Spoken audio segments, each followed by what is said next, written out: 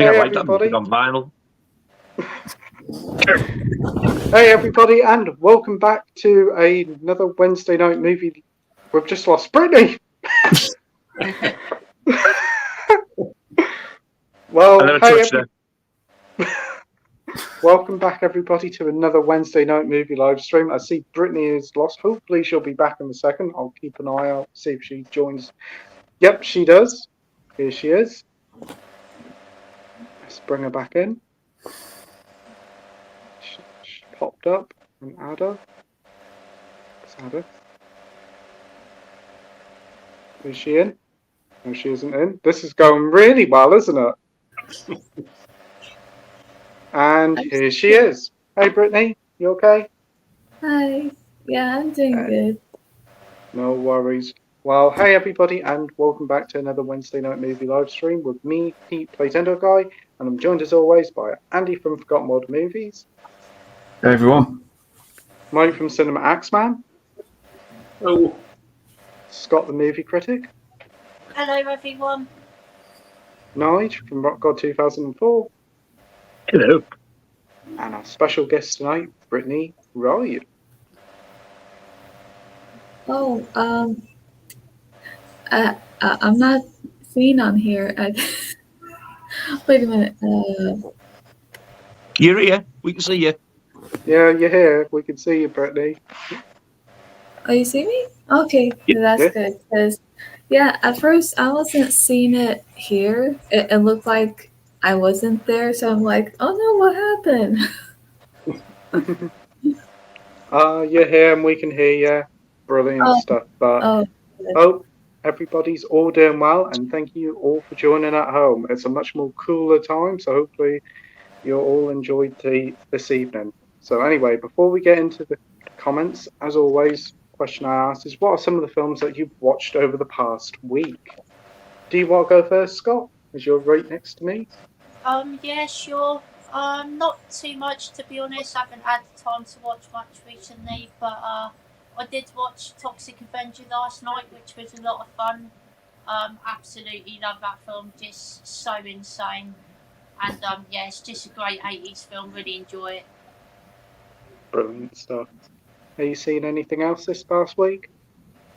I did watch Keep a Weekend, which I thought was a really good film, actually. Really enjoyed that one as well. Brilliant stuff. So Toxic Avenger, isn't there like more than just the one film? There's like 4 of them. Have you seen all of them or just only the first one? Only seen the first one so far, but I do really want to watch sequels, to be fair, because I've heard they're really fun as well. Yeah, I did watch your watch along with Ryan last night, and it looked like a lot of fun. So it definitely is a film you'd recommend. It's a trauma film, isn't it? Yes, it is. Yeah. Awesome stuff. What about you, Andy? What have you been watching recently? So last night I watched a film called The Manhattan Project with John Lithgow. That was pretty good. I watched Things to Do in Denver When You're Dead. Enjoyed that one. That was like a gangster movie. I watched Warlock the other night. Really enjoyed that.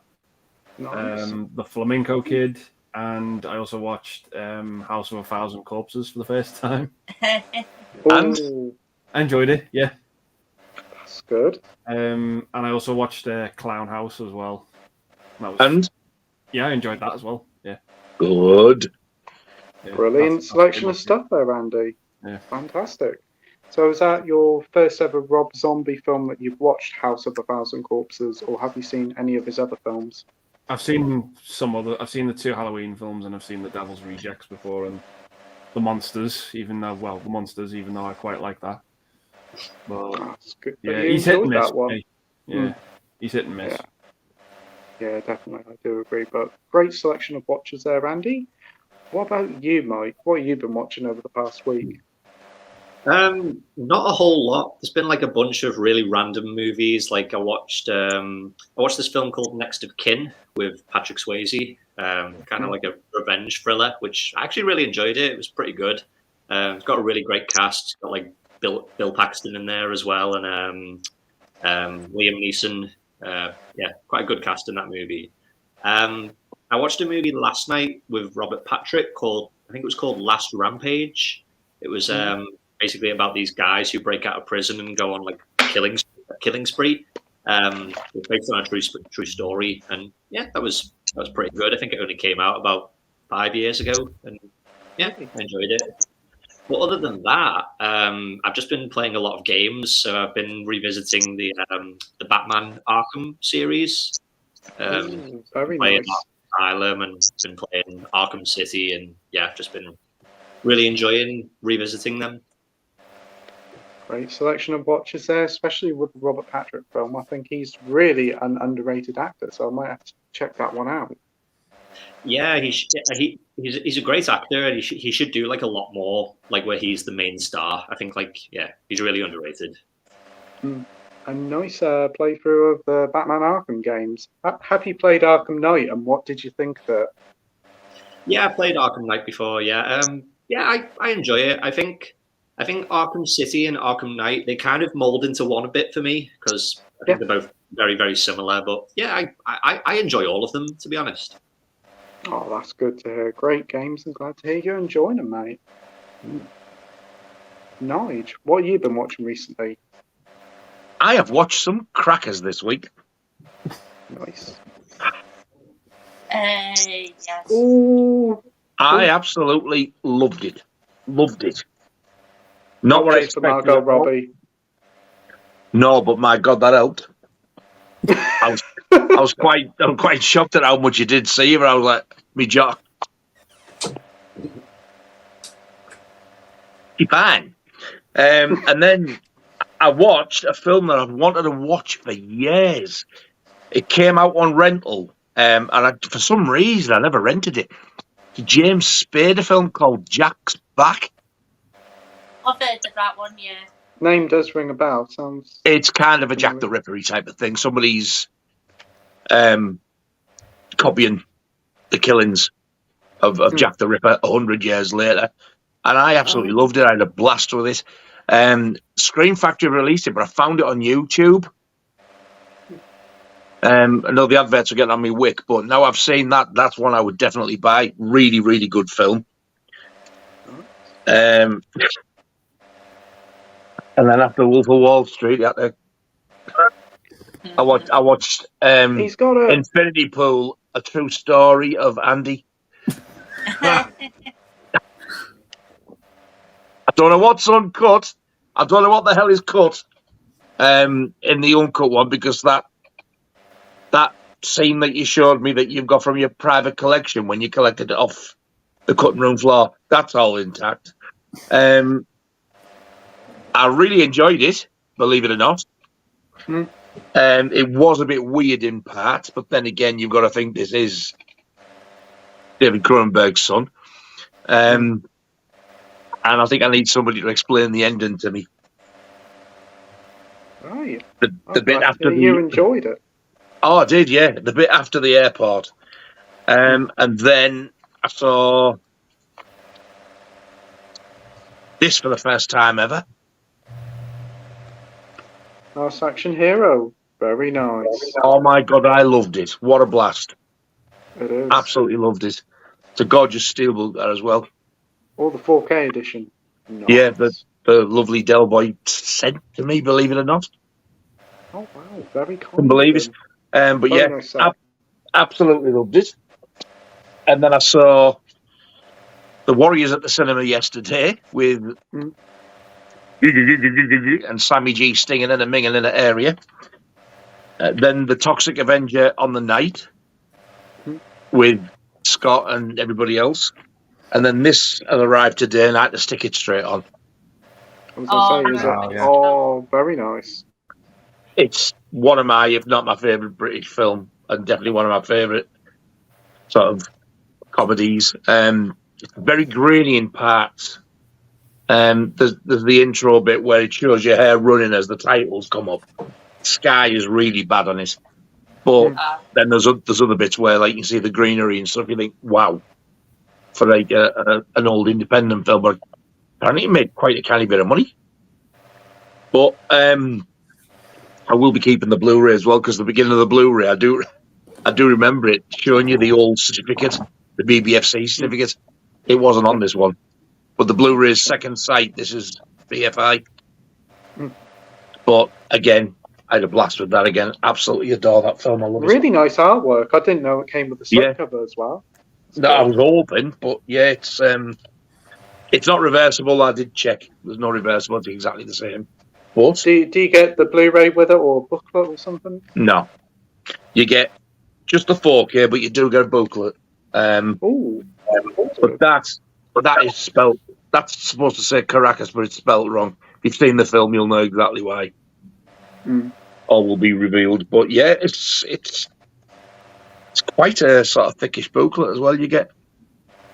That's not bad at all. And good. Like when you tipped me off, saying it's on there now for pre-order for $12.99, and that's what I got it for.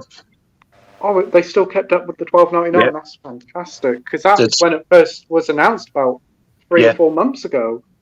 I think it was a mistake because I'm sure the Blu-ray's more than that. I think they must have thought it was just a Blu-ray coming. Anyway, I got it for that, and it's up to £20 now.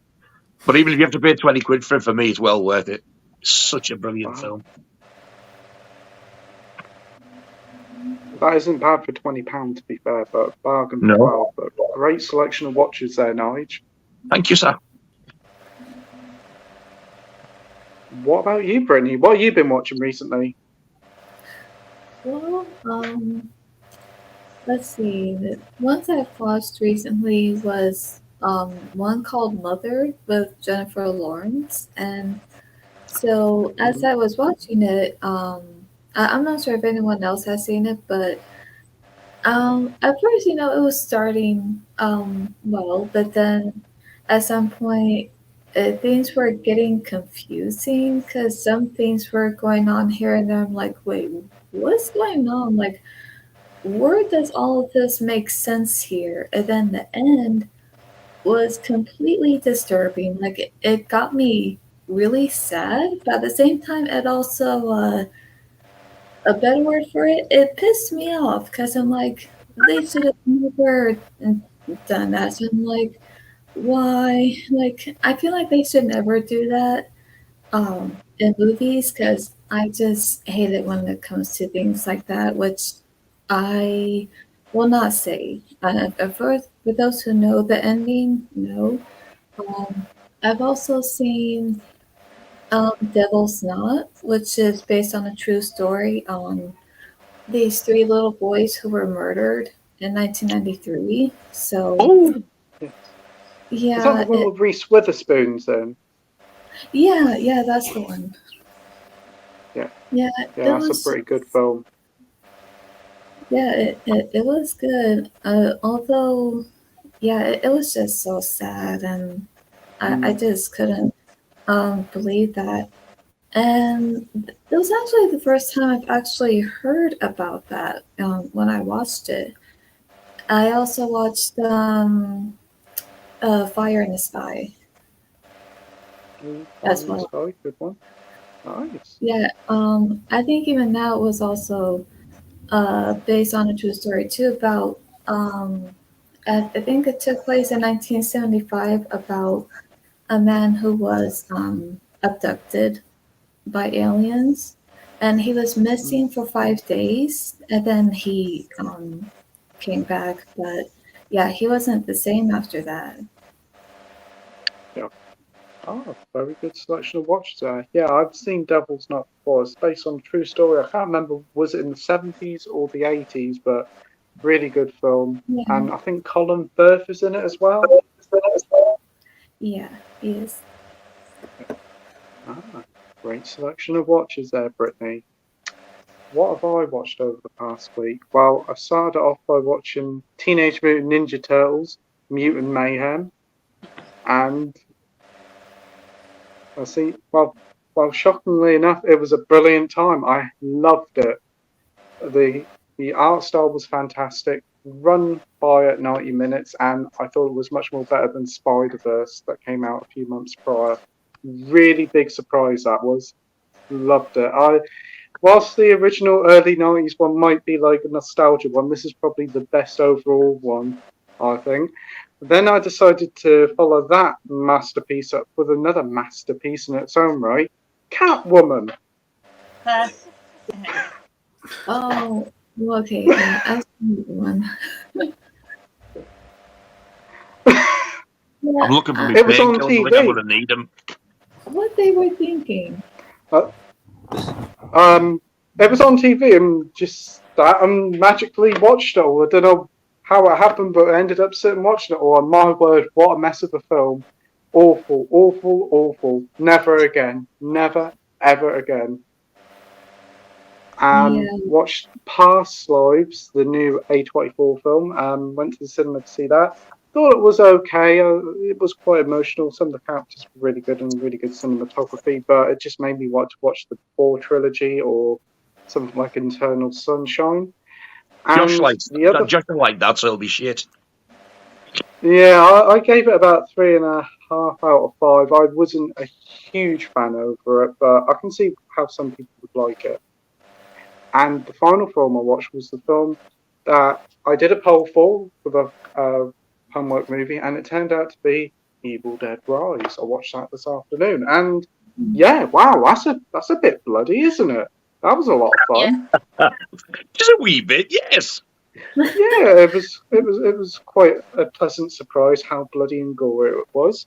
I didn't really know what to expect going into it, whether it was going to be more tuned to the original ones or more tuned to the remake, and it kind of felt like more similar in terms of the remake, but it did its own thing. I liked its change of scenery to the flat. I thought that was a cool idea, and yes, really good practical effects. Didn't outstay its welcome as well.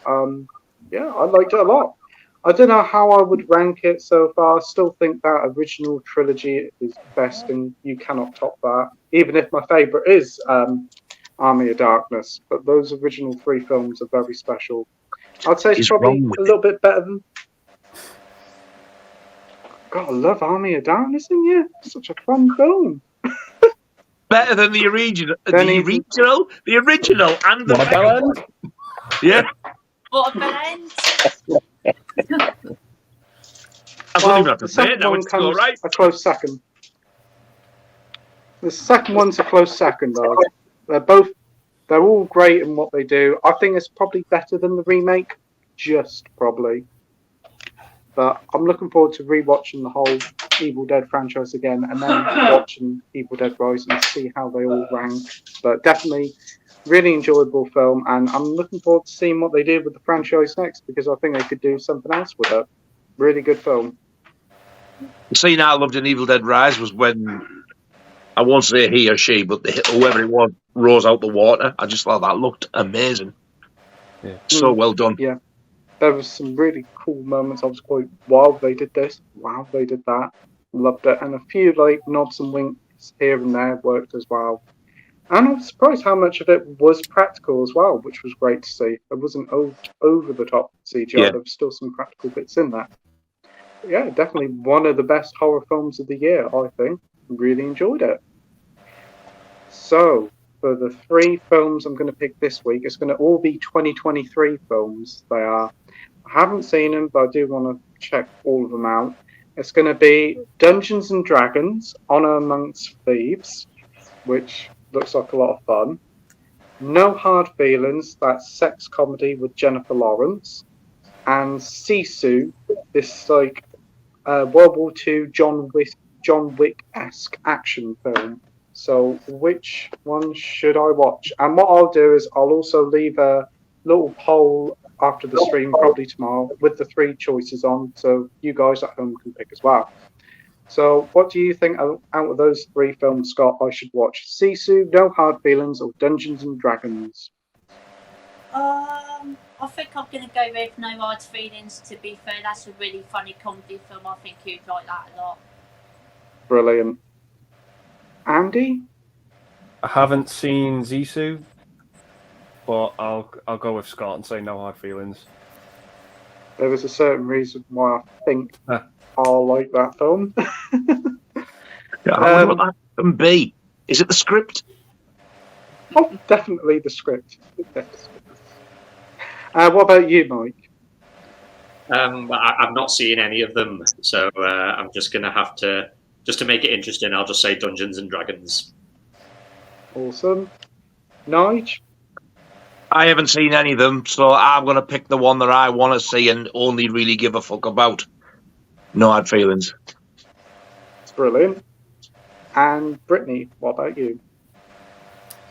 I haven't seen any of them either, but I have seen the trailer to Dungeons and Dragons, so I would say that. Awesome. You So know, the that one one looks.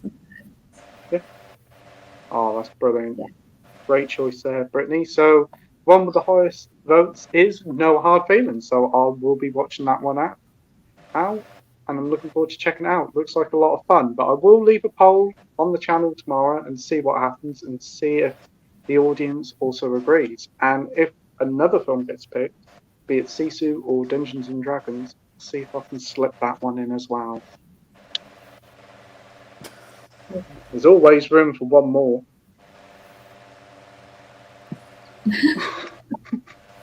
So anyway, before we get into the comment section, as always, before we get in there, do you want to promote your channel to everybody watching at home, Scott? Yeah, sure. So YouTube channel's Scott and Movie Critic. I do mainly live streams on Friday nights, which are a lot of fun. I absolutely love doing those, and have great guests on every week. So yeah, just looking forward to doing one this Friday as well. Awesome. Who you got on this week?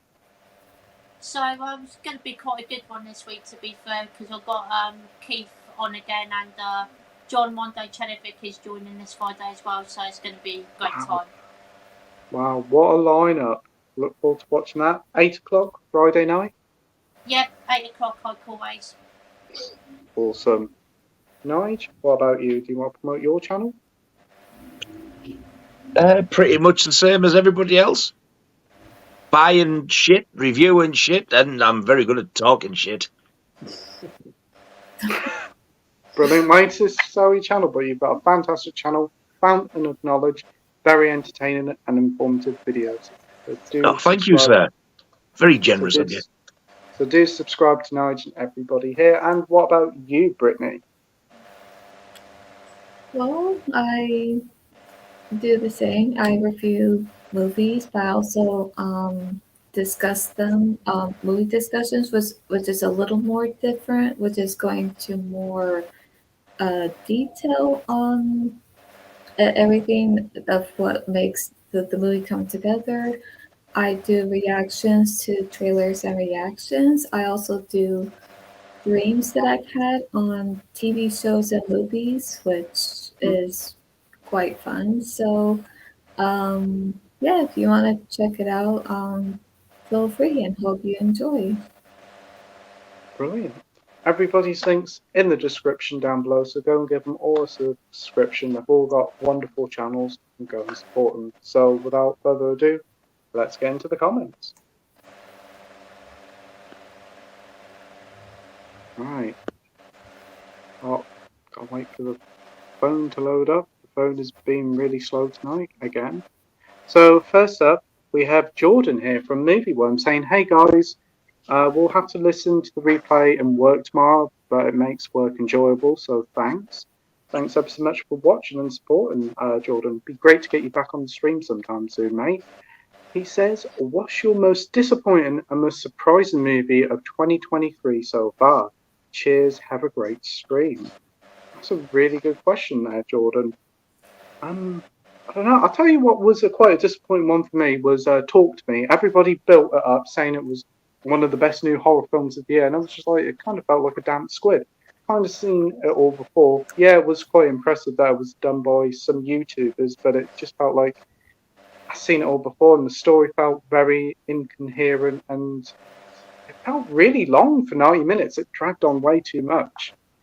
Surprising film, I'm going to have to say, I don't know, Oppenheimer. I wrote that film off. I wasn't that interested in it at all. Subject matter and everything. Saw the trailer for it on the big screen and thought, you know what, give this a go. Went to see it. Absolutely loved it. Thought it was brilliant. From a director that I'm not a big fan of, about a topic that can be quite depressing, I thought it was a thoroughly enjoyable film and something quite different for the modern blockbuster. It was a 3-hour sort of political movie where people talked for 3 hours. There wasn't much action at all, but it was truly gripping. And also Barbie and Turtles were pretty surprising as well. What about you, Scott? Couldn't find the film that disappointed me, but there was one that did surprise me quite a bit, to be fair, and that was Renfield. I actually really enjoyed that, to be Renfield? fair. Ooh. Yeah. Thought that was a lot of fun. Really enjoyed it. Oh, great to hear you enjoyed that one. I've heard mixed things about it, so I never got around to it, but I bet Nicolas Cage was a real highlight in the film. Yeah, he's really good in that film, to be fair. I think he's really charismatic and funny in that, definitely. Oh, fantastic. I might have to check that one out, but great pick there, Scott. What about you, Andy? The most disappointing film for me this year was Guy Ritchie's Operation Fortune. I still enjoyed it, but it was just like, it just could have been so much better. It could have been really enjoyable, like The Gentleman, but it just wasn't. And the big surprise for me this year is Are You There, God? It's Me, Margaret. That was an absolute delight. Really? Wow. Yeah. That's quite a surprise. I have got a copy of Are You There, God? It's Me, Margaret, and it does sound quite good. Kathy Bates is in it as well, isn't she? Yeah. It's actually a really good film, that, to be fair. I really enjoyed it as well. You enjoyed it as well, did you, Scott? Yeah, it's actually, I think it's my third favourite film of the year, to be fair, so yeah, really good. Wow. Great to hear. It's like a coming-of-age story, if I'm not mistaken. Yeah. Oh, great stuff. We'll have to check it out. And that Operation Fortune, I think that went to Amazon Prime, didn't it? I don't think it got an official release over here, did it? I think only in Germany. Yeah, it didn't get a release over here. I've got it on Blu-ray, but it didn't get one over here. Did you watch his last one, Wrath of Man? Was that any good? Yeah, that was kind of somewhere in between The Gentleman and this one for me. Yeah. Yeah. Great picks there, Andy. What about you, Mike? I think the surprising film was probably John Wick 4, because I think I remember like the third one, for me, it was a bit of a dip for me in quality, and part of me thought, has the franchise kind of run its course? But I just absolutely loved it, and it's probably my favorite of the four of them. My most disappointing is probably, controversially, it's probably Oppenheimer. Yeah, oh, that's fair enough, mate. Yeah, I can definitely get it with John Wick 4, because like it was the fourth film, it could go either way, and as much as I do like 3, I do agree with you about the third one not being the best of the franchise, and Oppenheimer, I definitely do get that as well. I know a lot of people who are really into Nolan, and they're not too big of a fan of it, are they?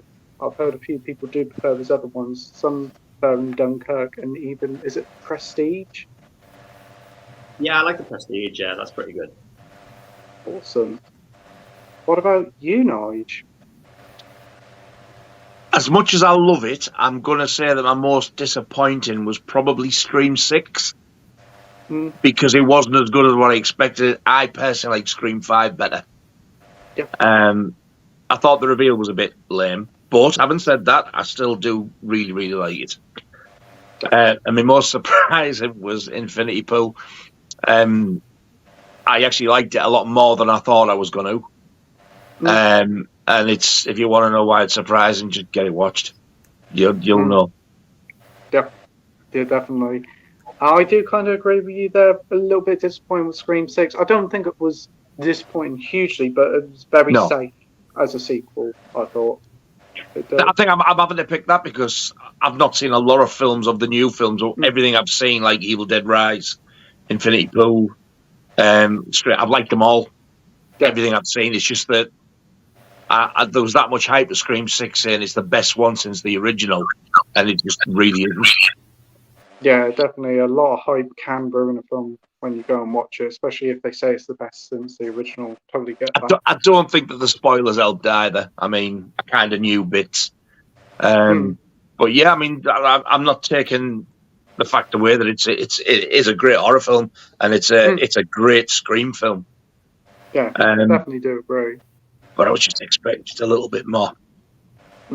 Totally get that. And Infinity Pool, I'm so glad that you actually enjoyed it. I thought after watching it, is he going to enjoy it? Because there's a bit out there But Yeah. so glad you enjoyed it. And about the 4K was very good, especially in certain parts. Certain features Yes. really benefited by the crispy Oh, yes. textures. Tell you what, the picture on it is absolutely phenomenal. It is so clear. Oh, Disturbingly clear in parts. I can imagine. Yeah, there's very good film. But there's one big question I need to know. You might be able to guess what it is. Because I was like, is he? Yeah.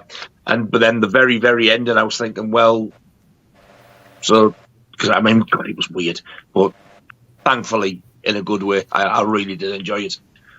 Glad to hear you enjoyed it, and glad to hear your copy arrived pretty safe as well. Yeah, it did. Tiny little dent on one corner, and that was it. And then I don't think it was done in transit, to be honest. Oh, it's good to hear, because there was a worry because how Amazon packed their stuff just recently, whether it would arrive damaged, but glad to hear that. Well, when I got that Friday the 13th, the final chapter, do you remember that was all dented in? They packed it exactly the same. Well, they didn't pack it. They put it in a bubble wrap envelope with Amazon in blue, and that was it. So it's got here from the States, remarkably undamaged. So yeah, I'm very grateful for that. Awesome. And what about you, Brittany?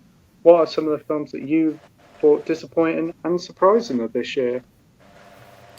Well, one I saw recently that I was disappointed with, and that was The Little Mermaid, because I just saw that yesterday, and on Disney Plus. So as I watched it, it was like 2 hours and 21 minutes, which was a bit long. So they did add some things, and I thought there were some things that were okay, but most of all, I just felt like it wasn't getting anywhere, and I just felt like, especially with some of the performances, I felt like there was no emotion getting out of the character, especially with Ariel. So I'm like, okay, yeah, I think they could have done better, but most of all, I think they could have had not done the remake on that, because I know a lot of people love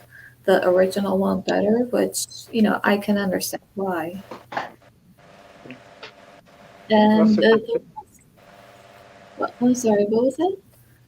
I just said that was a good pick because, like, Little Mermaid, wasn't that quite a short film, like about 80-90 minutes, and that was a 2.5-hour film? Yeah, it was. Because the animated one's like an hour and something minutes, so yeah, I actually like the original one, but with this one they made just a bit longer. I'm like, Awesome. So what about most surprising of the year? I would say the most surprising, which I really liked, which is Guardians of the Galaxy 3, which that was really good, and it was emotional too. So, but yeah, I really liked that, and I also enjoyed Scream 6 because I was really looking forward to it, and I didn't know how it was going to go, especially after Scream 5.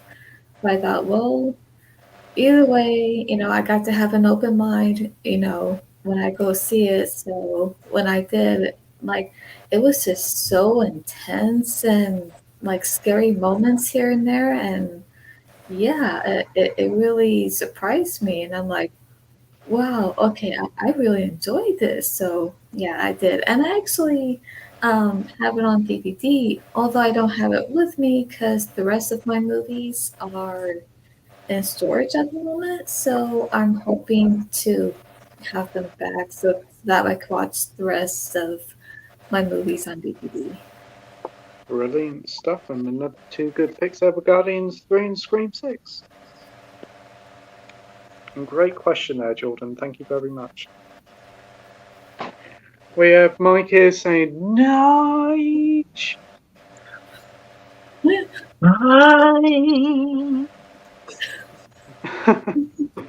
And he says here, hey guys and girl, I hope you're all doing well this Wednesday evening. Hope you're doing well, my friend. Hello, and Mike. thanks for joining. You too, sir. Yes, I'll be on Mike's stream tomorrow night. He's doing a stream. I think it starts at about 8 o'clock, but I'll be on at about 10. I think Andy, Scott, and Nige are all on as well. Yeah, Yes. indeed. Yeah. Awesome. What time are you guys on? 10. 10. Well, There we you go. know it's going to be a lot of fun tomorrow night at 10, but be sure to check out Mike's stream and support it when it starts at about either 7 or 8. It's going to be a long night, loads of guests, and a lot of fun. Right. We have Josh here saying, "Hey guys, hope you're all well. Watched a film called Scrapper last night, one of the most powerful British films of the year so far. Have you guys heard of it? Probably not. I have actually heard of it. It was a screen unseen a few weeks ago, and a lot of people are saying that it was pretty good. Didn't know it was a British film.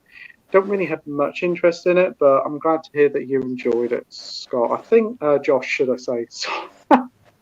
And it's normally me that does that. Yeah.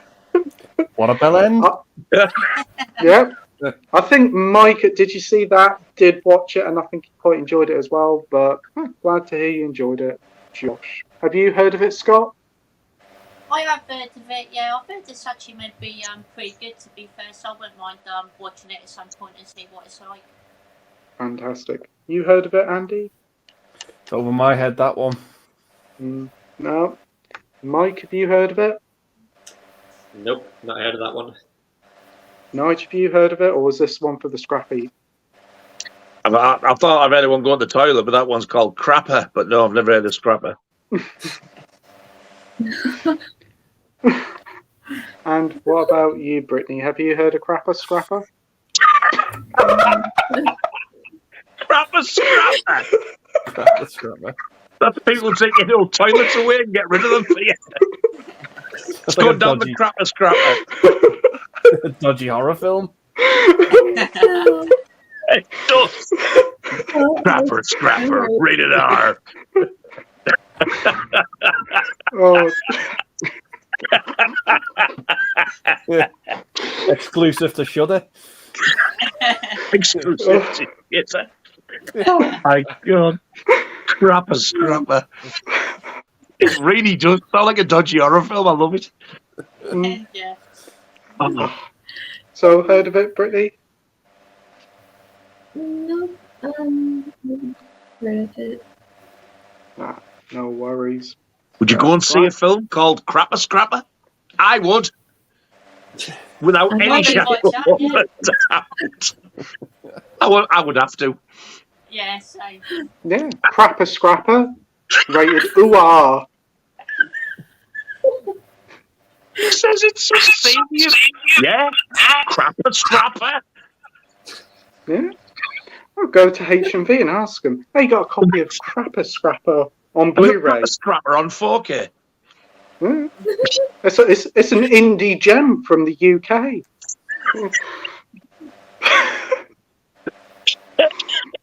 I'm sure Andy's got a storyline in mind that he can't quite mention right now.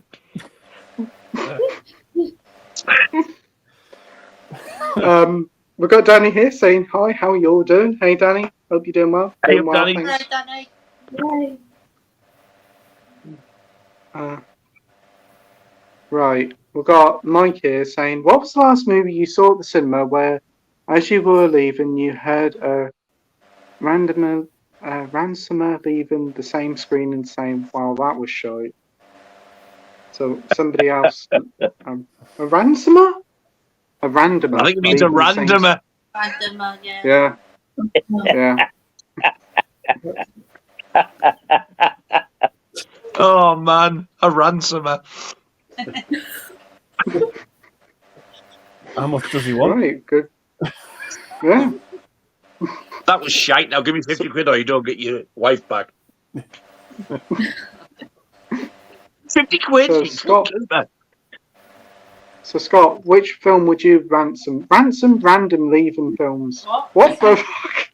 What film would you put the ransom? Any fucking Marvel or sci-fi. I did say that when I came out of Crapper Scrapper. I can't wait for the t-shirt.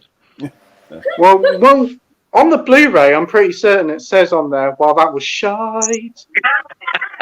That would be the tagline. Grabber, scrapper. It's shite.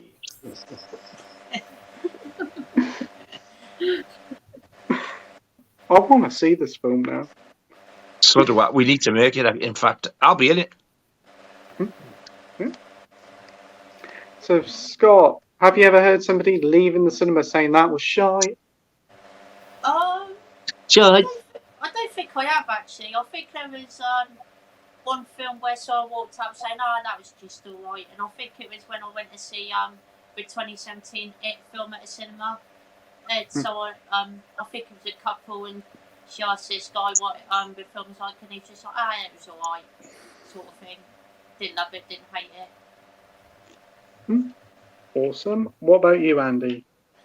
Yeah, I came out of a film once and I heard someone say, "What a load of shite." And it wasn't Nige, but it was when I went to see Smile. Oh, you didn't tell me that bit.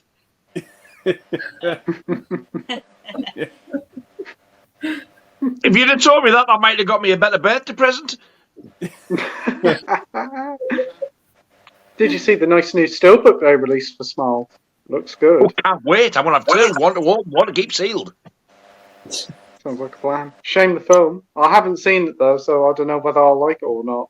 You've never seen it? Oh, I haven't. You need to I haven't. put that on one of your next picks. That was actually last week. It was. It's been popping up quite a few times, but nobody's picked it. Well, you never know. Next time when I put it on, a load of people will probably pick it and have a go at it. So, what about you, Mike? I don't think I've ever heard anyone say like, "Oh, that was shite," but I remember going to see the M. Night Shyamalan film The Visit in the cinema, and I remember like this couple like halfway through the movie just get up and walk out, and I could just see the looks on their faces. Like I'm sure they were probably thinking this is a load of shite. Yeah, that's probably the closest I've come to seeing something like that. Yep, awesome. What about you, Nige? They didn't say, "Well, that was shite." They said, "What a load of fucking shit that was." And if I remember rightly, I think it was the Poltergeist remake. Yeah, I've heard not good things. See, I liked it. I'm sure it was. If it wasn't that, it was another remake. I'm sure of it, but something's telling me it was Poltergeist, the remake. Awesome. And what about you, Brittany? Well, surprisingly, I would say with some of the movies I've seen in theaters, over the years, I don't think there's ever been a time where I've seen a movie where by the time the movie was over that someone actually said that, because most of them were like that. Most of the movies that I've seen in theaters, it would pretty much end the same, where once the movie's over, everyone gets up, they walk, they leave. And I could like hear people talking, like whispering, but other than that, I never heard anything like that. Oh, that's cool. For me, I think the only film probably was probably the new Indiana Jones. They didn't say it was shite, but a lot of people were disappointed when they came out the cinema. I know when we went to see Past Lives, which is quite an art house sort of film, I was quite surprised to see a young kid there, probably about 8 years old, watching it. I was like, "What the heck's he doing there?" It was a surprise. Really? Oh, he actually did put randomer, not ransomer. No. We've got Edward here saying, "Evening everyone, hope you're all well. Who picked up Batman Mask of the Phantasm and Spider-Man Across the Spider-Verse this week?" Didn't pick up either, and I don't think Nige did either. Did that shite? I wouldn't mind picking up Mask of the Phantasm. Quite enjoy that film. Spider-Verse, I was disappointed with it, so probably not. What about you, Scott? Picked up either of them or planning to? Didn't get Mask of the Phantasm. I've heard it's a really good film though, to be fair, so I might pick that up at some point. Did get Spider-Man Cross Spider-Verse today. Really love the first film, so I'm looking forward to watching that one in 4K as well.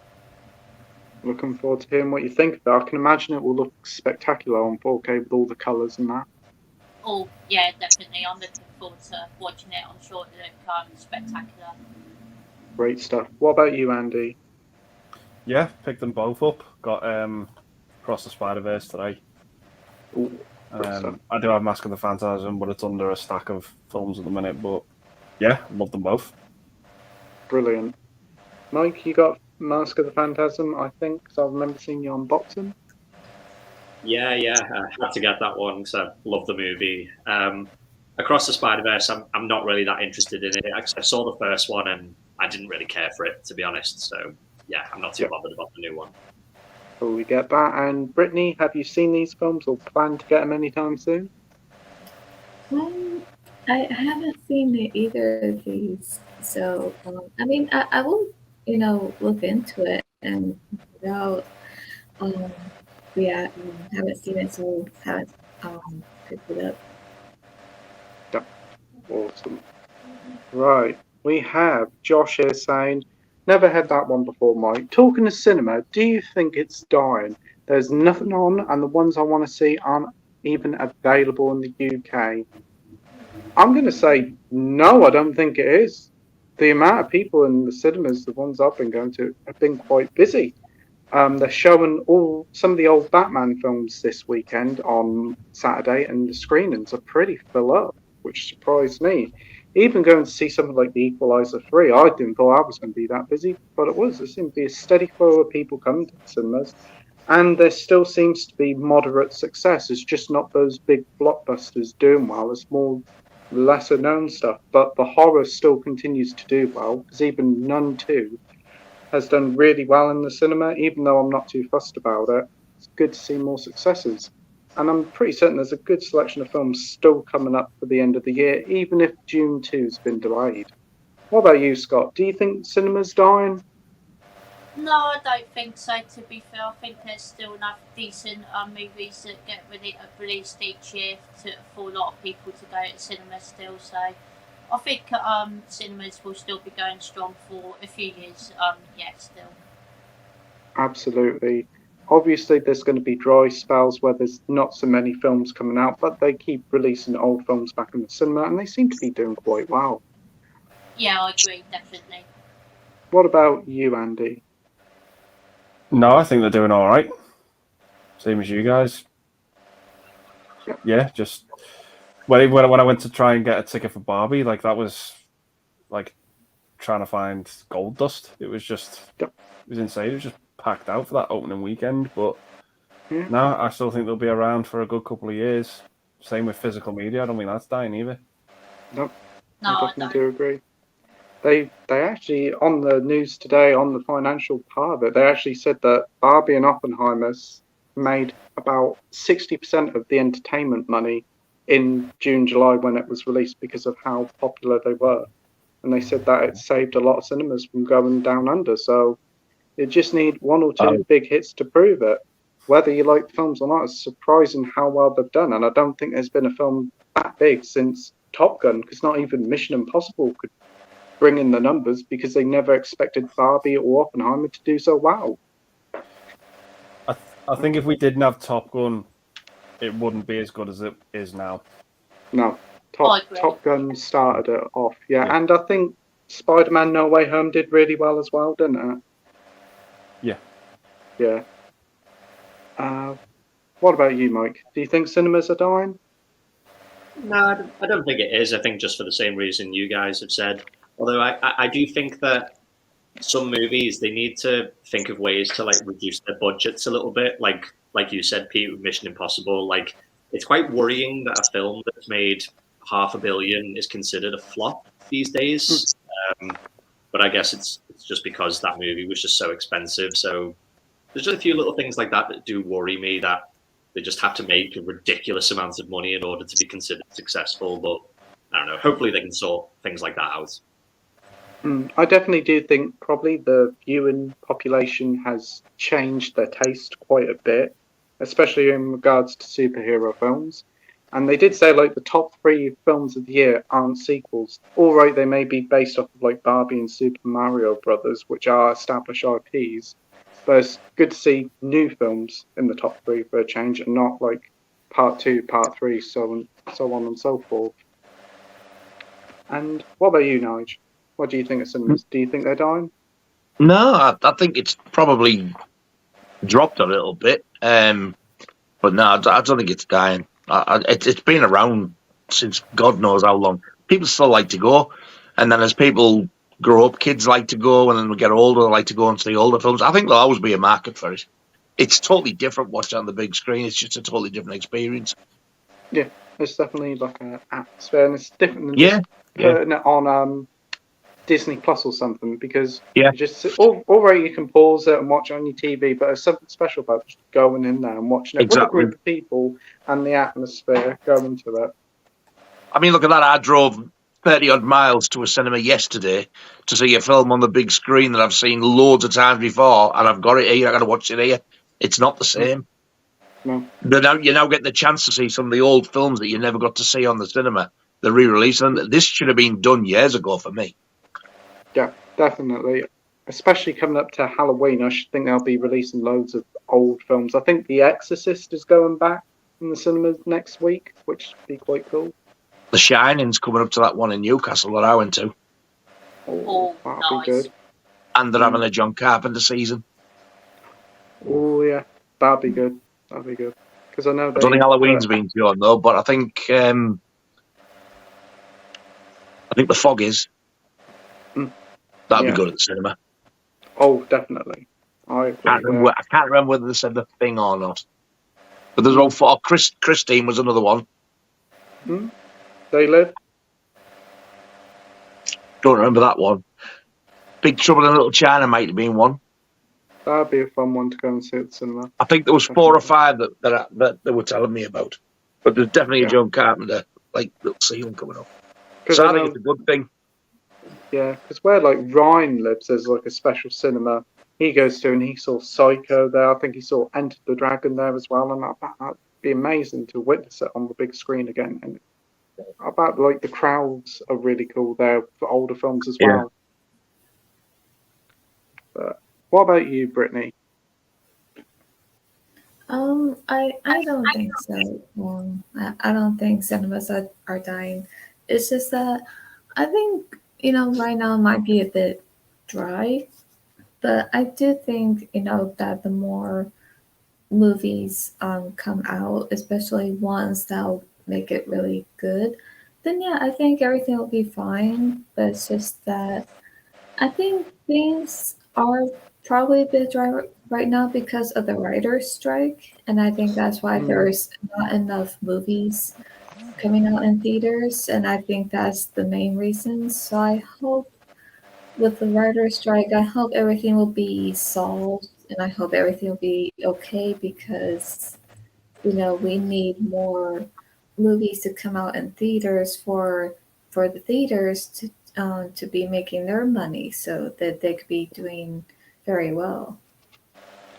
Yep, I do agree with you about the writer's strike. That is definitely causing some worries in Hollywood. But again, hopefully they can sort it out, because it's costing movie studios loads of money, apparently. Been going on a while now, hasn't it? Yeah. It must be a good couple of months. Yeah. At least, yeah. I know they were talking to Aaron Paul from Breaking Bad, and he said it's still the most streamed, one of the most streamed TV shows on Netflix, but he doesn't get a single penny for it. None of the stars do. That's not right, that. No. This is the big thing. Is they're not getting any residuals for it for big watch shows, and it is shocking, really, because without those people, all right, the writers and all that, but without the actors as well, these shows wouldn't be as popular as they are. And it's just greed of the big studios. We have Mark Norwood here saying, "Have a good stream, everyone." Thanks, Mark, for joining. All right, bud. Well. We got Sai here saying, "Evening, gang." Hey, Sai, hope you're doing well. All right, Sai. Hey. We have Ian Hill here saying, "Hi, everyone. Hope you're all doing well. Have a read grand time." Hello, Thanks Ian. for joining, Ian. Good evening, sir. Right. We have Josh saying, have you guys seen Steve Jobs from Danny Boyle? Rewatched it yesterday and it was trying to be The Social Network so much that I couldn't help but think that. The time flew by though. There was quite a few Steve Jobs films came out after his passing away. Is this the one with Michael Fassbender? Haven't seen any of them. What about you, Scott? I haven't seen it yet, but I have heard it's really good to be fair, so I do want to check it out at some point. Brilliant. What about you, Andy? Have you seen it? Yeah, but it's been ages since I've seen it. I can't really remember much about it. Yeah. What about you, Mike? No, I've not seen it. It's one of those films that just kind of passed me by. Yeah, same here. Nige? Is Steve Jobs the name of the film? Yeah. Yeah, it's the guy who was a head honcho at Apple. About him. I bet you can guess what they call his brother. No, I haven't seen it and I don't want to. What about you, Brittany? No, I haven't seen it. No. From what I've seen of Danny Boyle, I'm not impressed at all. Yeah, it's kind of a bit odd for Danny Boyle because there was the time when he was going to do the next Bond and all that, and do the Steve Jobs one. Yeah, not that fussed about it, but glad to hear you kind of liked it, Josh. We have Mark here saying nice to see Christopher Reeve and Helen Slater in the Flash film. Oh, yep. I haven't seen it, and I do apologise everybody who haven't seen it. That must be a spoiler. We've got Josh here saying, managed to get myself a ticket into London Film Festival this year to see The Zone of Interest. I can't wait. Will be an incredible experience. The Zone of Interest. I have no idea. Anybody heard of this one, Scott? I've heard of it, but I haven't heard much about it, to be fair. I don't really know what it's about. Andy, you got any interest in this film? Not heard of it. No, I am now checking it out. It is a 2023 film. It is about a Nazi officer falling in love with a woman of a commander of an Auschwitz concentration camp. So it sounds like a delightful film. Yeah, I'll probably skip that one. Mike, have you heard of this one? No, I haven't heard of it, to be honest, but it kind of sounds interesting to me, so I might have to check it out. Awesome. What about you, Nige? No, never heard of it. Won't be seeing it.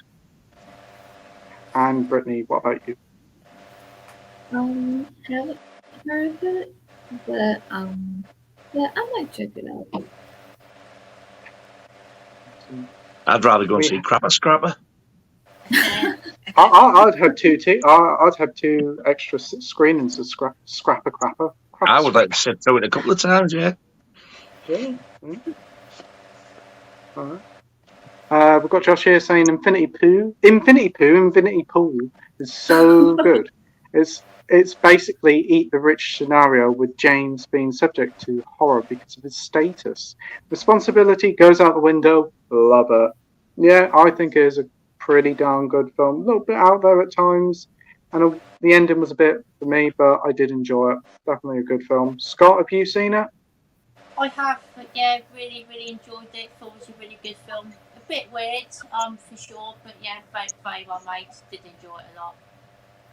Yeah, and Mia Goth was pretty nice in it for reasons. What about you, Andy? Yeah, I enjoy it. To the surprise of no one. You. Oh, I worked on it. I was in the film. Oh, forgot about that, yeah. Oh, yes. Oh, yes. How silly of me. No bias there, of course. What about you, Mike? Yeah, I really liked it. It was one of those films I went into it completely blind, and yeah, I thought it was great. Great stuff. And Nige, you really enjoyed it as well, which was great to hear. And Brittany, have you seen it? I haven't seen it. No worries. We have Sinjin here saying, evening all, hope everyone's well. Hey Sinjin, thanks for joining. Good evening, sir. Who thinks Dee Hepburn was drop dead gorgeous?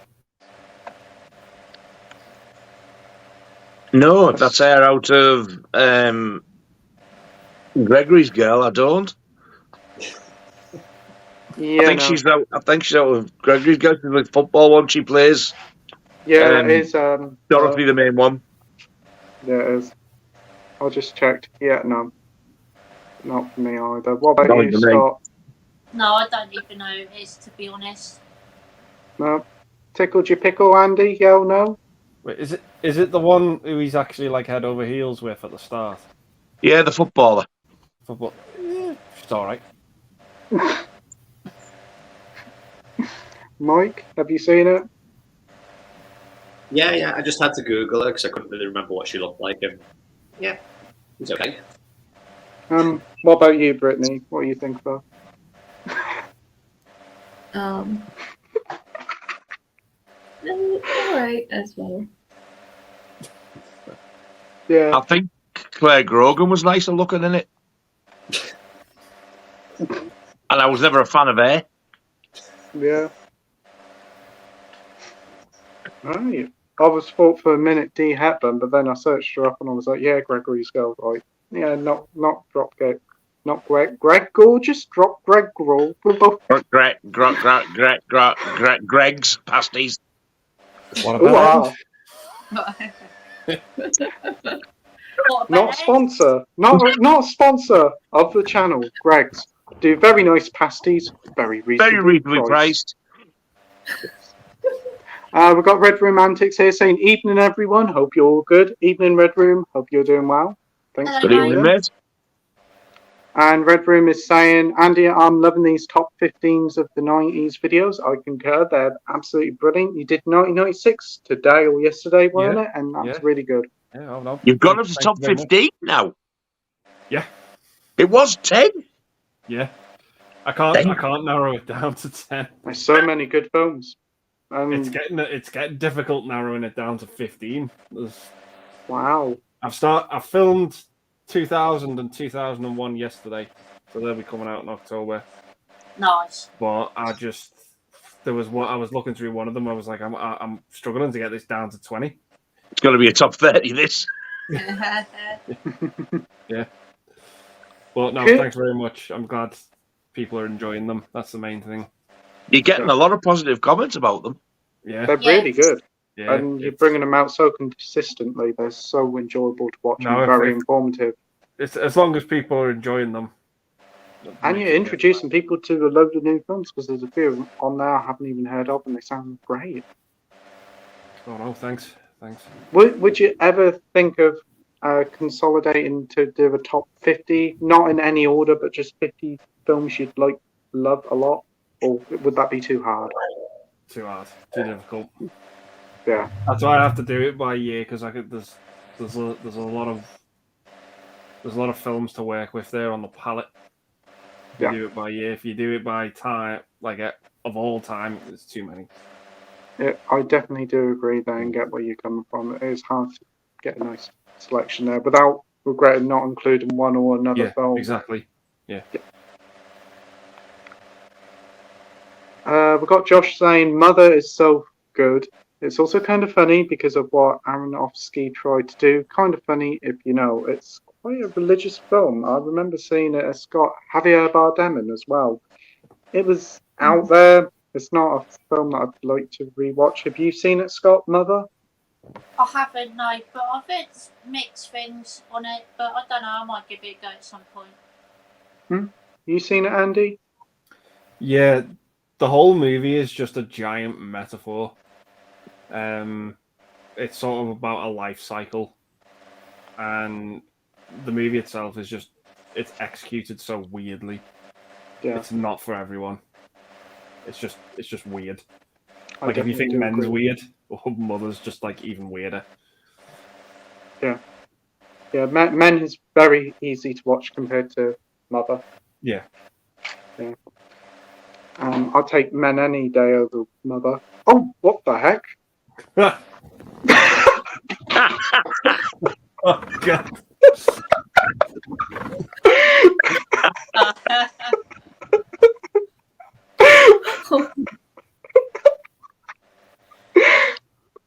I meant that.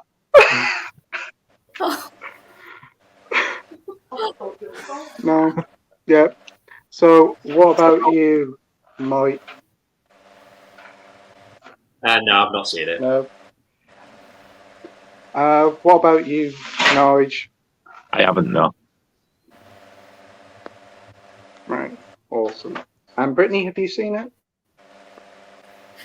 Yeah, yeah, I have seen it.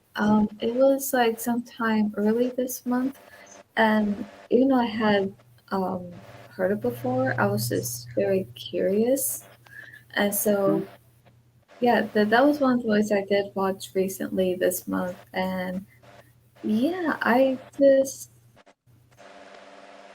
very confused by it. I thought, where is this going? Is like I kept thinking, what is the story trying to say here? Because I'm confused. Like this is going on, this is going on, but the way it ended, I like it. It just made me sad, and it also made me really mad too because I thought they shouldn't have ended the movie that way, especially with one particular part, which I won't say because it was just very disturbing, and I felt very upset to my stomach, and I thought, okay, I feel like that should have been like a deleted scene, but they kept it, which was very graphic and just very brutal. And I thought, okay, that's just shameful. That they should have never done that.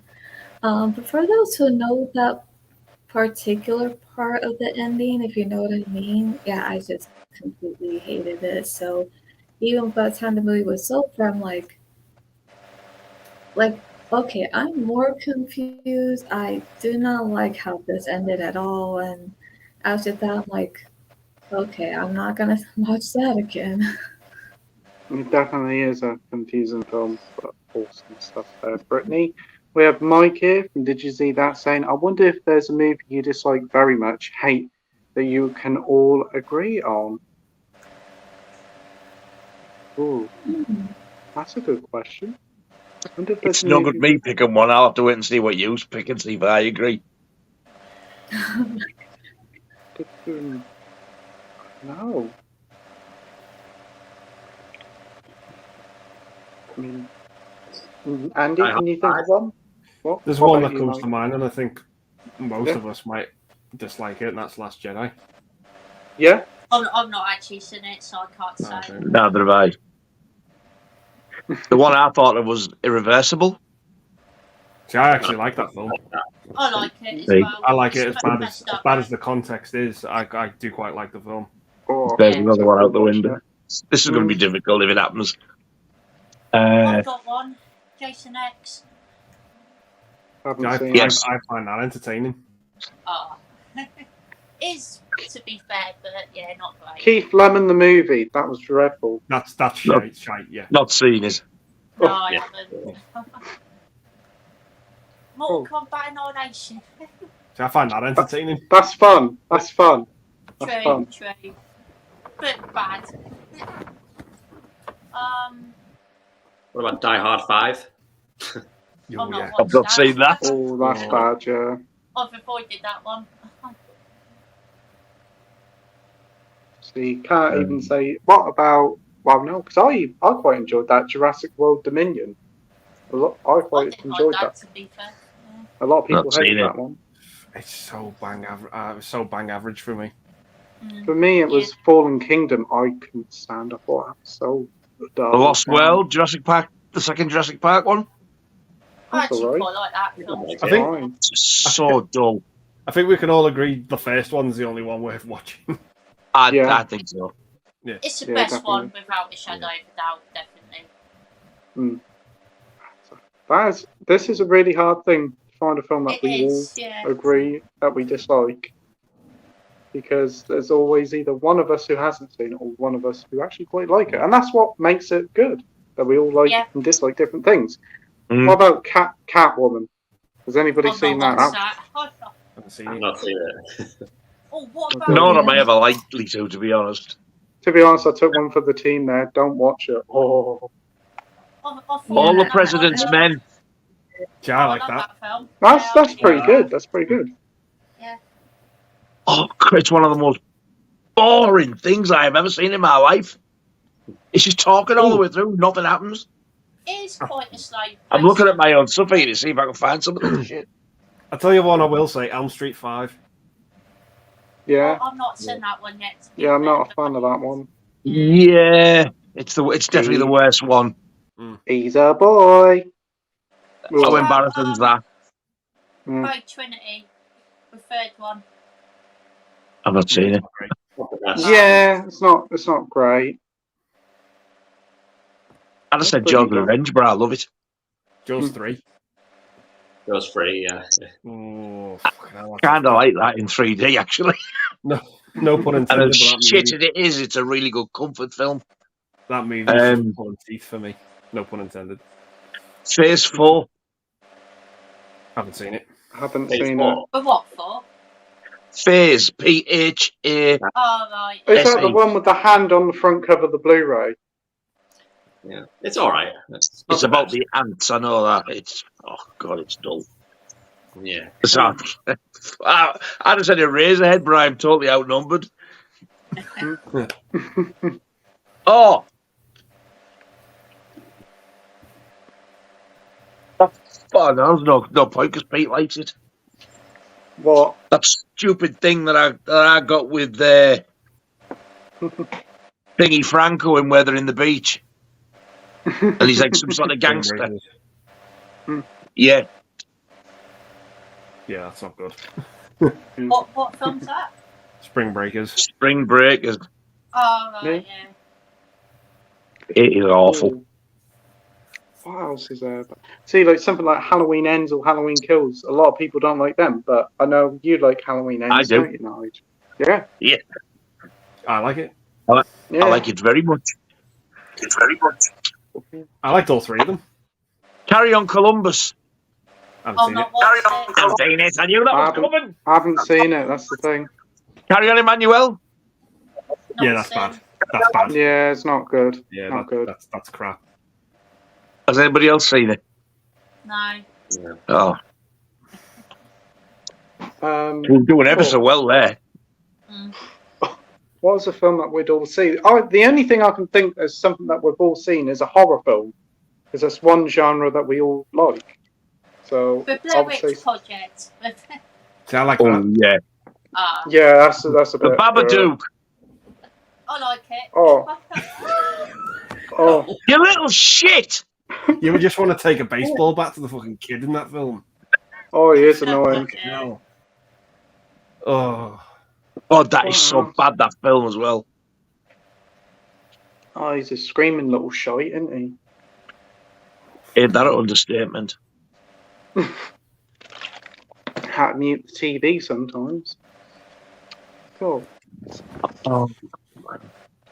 No. What about Nightmare on Elm Street remake? Oh, mind you, I haven't seen it. I love that. You like the Nightmare on Elm Street remake? Yeah. Wow. Because I know Andy watched it and you enjoyed it, didn't you, Andy?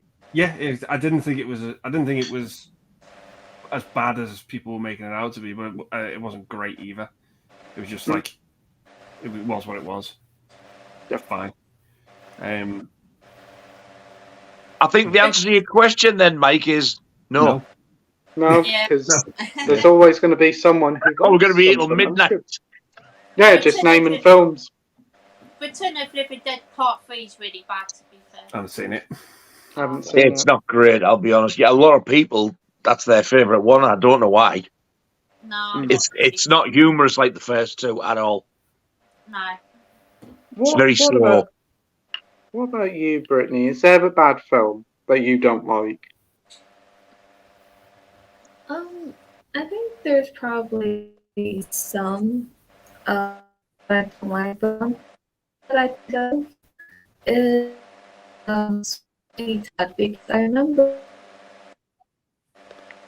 and so just when I was I didn't know, so that surprised me, and I was excited to perform this role, but I don't like it only because it was just bloody. Some things were graphic, and especially that the reason why he was killing female with, razor sharp shaver to meat pies, like that whole thing just really disgusted me, and it just really turned my stomach, and I thought, okay, no, I can't take this. I hate it when it comes to things like that, so I did not like that at all. What film was that? It was very bouncy. I couldn't hear. It was Sweeney Todd. It's a Todd. musical. Oh, Yeah, what the Johnny Depp one? Johnny Depp. Yeah. Ooh. Yeah, that one. Mm. I would have Chocolate said Factory. Speed 2 as well, but I'm not saying Classic, isn't it? Just as good as the first. classic shite. Do you know the house band are on the cruise ship playing UB40. UB40? Oh, I was thinking of someone else there. one of the worst bands of all time. Mm-hmm. I remember I think we can all agree a film that we all like is Crapper Scrapper. Yeah. Yes. Oh, Yeah. Yeah. That's won quite a few. This has won quite a few awards, I've heard. It's won the Poop Scooper Award of 2023. It's getting a second sight 4K, and I'm more excited for that than Hitcher. Do you know what? You took the words out of my mouth. Yeah. I'm definitely having to want to play and want to keep sealed. I gave it a rating of 10 out of 10. Yeah. My favourite film of the year so far. Yeah, I've heard that the 4K gives a whole new dimension to the scrapper scrappers. I tell you what, that shitbox plays a great part.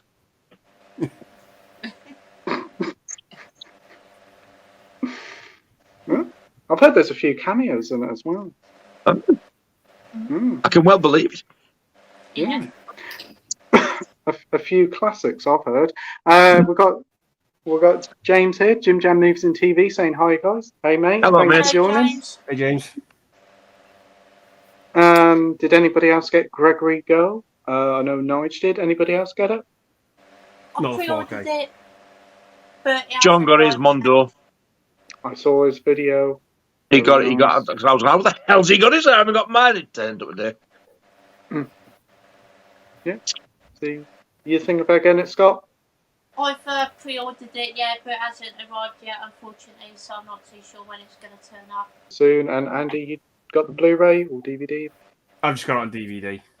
I might get the 4K some point down the line. Nice. And what about you, Mike? Planning on getting it? I might do, but I might wait until it's a bit cheaper. Yeah, brilliant. We have Jake here. Jake talks movies and wrestling. Saying evening, everyone. Evening, Jake. Hope you're well. All right, Jake. Hello, Jake. Hey, Jake. We got Sai here saying, I finally got round to watching the last matinee on Friday night. I loved it. Do you guys think that it's an origin story for a future slasher? One of the survivors grow up to be a killer, as an example. I really enjoyed the last matinee. Thought it was quite a good film, and I think that's just realised which one it is now. And that is quite a cool little concept there for a sequel or something. I enjoyed the kills. I loved its cinema setting. Definitely a very sort of underrated film on the Arrow labels. Yeah, I'd be up for that one. You've seen Last Matinee, Scott?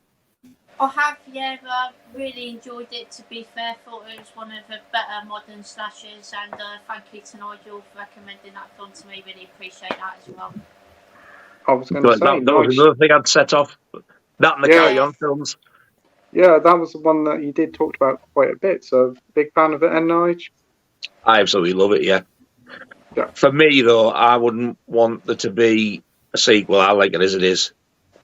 That's fair, yeah. Yeah, I can get that. What about you, Andy? Have you seen it? Yeah, but I've got to be honest, I didn't enjoy it as much as everyone else. I thought it was good, but I didn't think it was great. Yeah, that's understandable. I think a few people we've had in the comment section also were a little bit disappointed. It's a shame you didn't enjoy it, mate. But yeah. What about you, Mike? Have you seen it? I haven't actually. No, I've always seen the cover in HMV and stuff, but it's just one of those. I've never been drawn to it. The cover of the Blu-ray's not really done it for me, but I might have to check it out if a lot of people really like it. And have you heard of it, Brittany? The Last Matinee? I've heard of it, but haven't seen it. No worries. I think that front cover makes it look like a low budget 80s thing, doesn't it? Yeah. Is it more? It's really not. It's a 2020 film, I think. Yeah, it is. 5 years, very modern. Mm. We've got Mikey here from Boogie Cat Productions saying, "Hey everyone." Hey Mikey. Hi, buddy. Hey, Mikey. Mikey will be joining the stream on the 27th of September, so that's going to be a lot of fun that night. Excellent. Nice. We're having Sorry saying Sisu as well from Jake. A lot of people like Cecil. Cecil.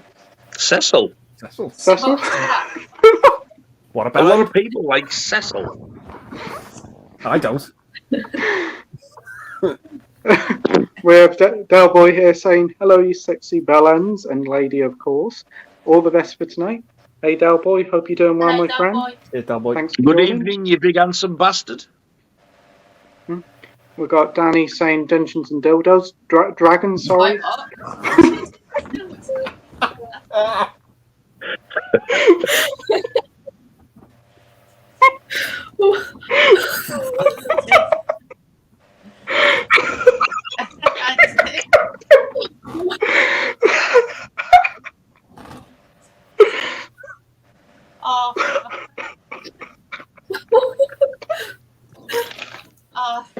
I've got to go.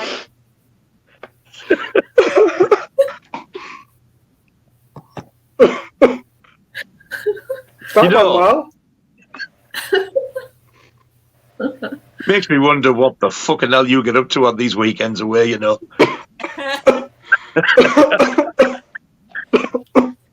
You're going to be the death of me, Pete.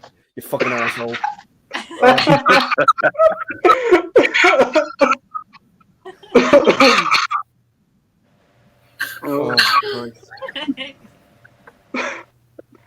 Right, so next up we've got Dr. Impossible here saying, Infinity Pool just doesn't cut it for me personally. Potentiality of Cronenberg's story goes unexplored and unresolved. His father directed Dead Ringers. More intriguing. Hey Doctor, thanks for joining. It's a shame you didn't enjoy it. I haven't seen Dead Ringers. Anybody else seen that one? Any good? Not seen it. I have. You've seen it, Brittany.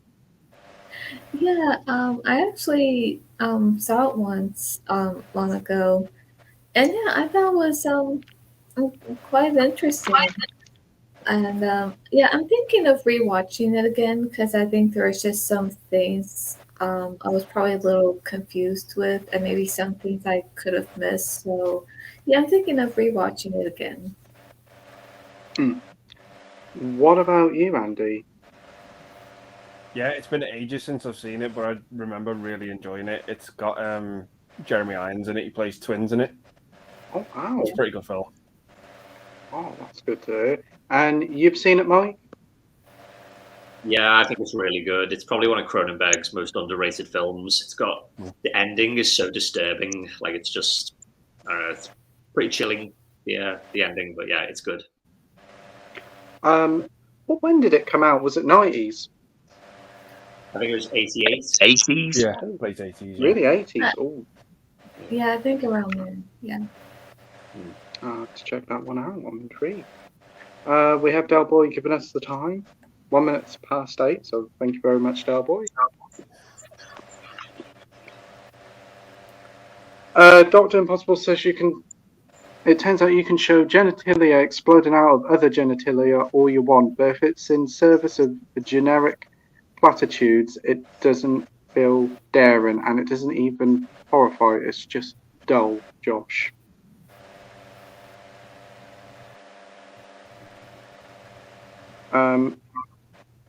Mike says, I have to agree with Dr. Impossible about Infinity Pool. However, it's awesome to hear that there's an audience for it, Josh. Dr. Impossible says, the film's violent mayhem, drug-induced hallucinogenic orgies, and extreme violence, and a little more than a means for James to explore his insecure masculinity with the stupid idea that he was insecure. Right, we have Michael Hewitt here saying, I could have killed you in town. You're the law. Out here it's me. Don't push it. Don't push it. I'll give you a war you won't believe. Let it go. Let it go. That's a First Blood quote. First Blood, yeah. That's what I was thinking, Sprambo. I love bet that that's line. what he was waiting to see if anybody knew. I love that line. I'll give you a war you won't believe. Oof. Yeah, brilliant. What a film. I need to watch that again. I've only ever seen it once in the 80s. And that was it. It's so good. It is. Definitely the best of all the Rambo films. But I must admit that recent one, Last Blood, yeah, it's not great, but the final act of it is so fun. It's like a violent version of Home Alone it is.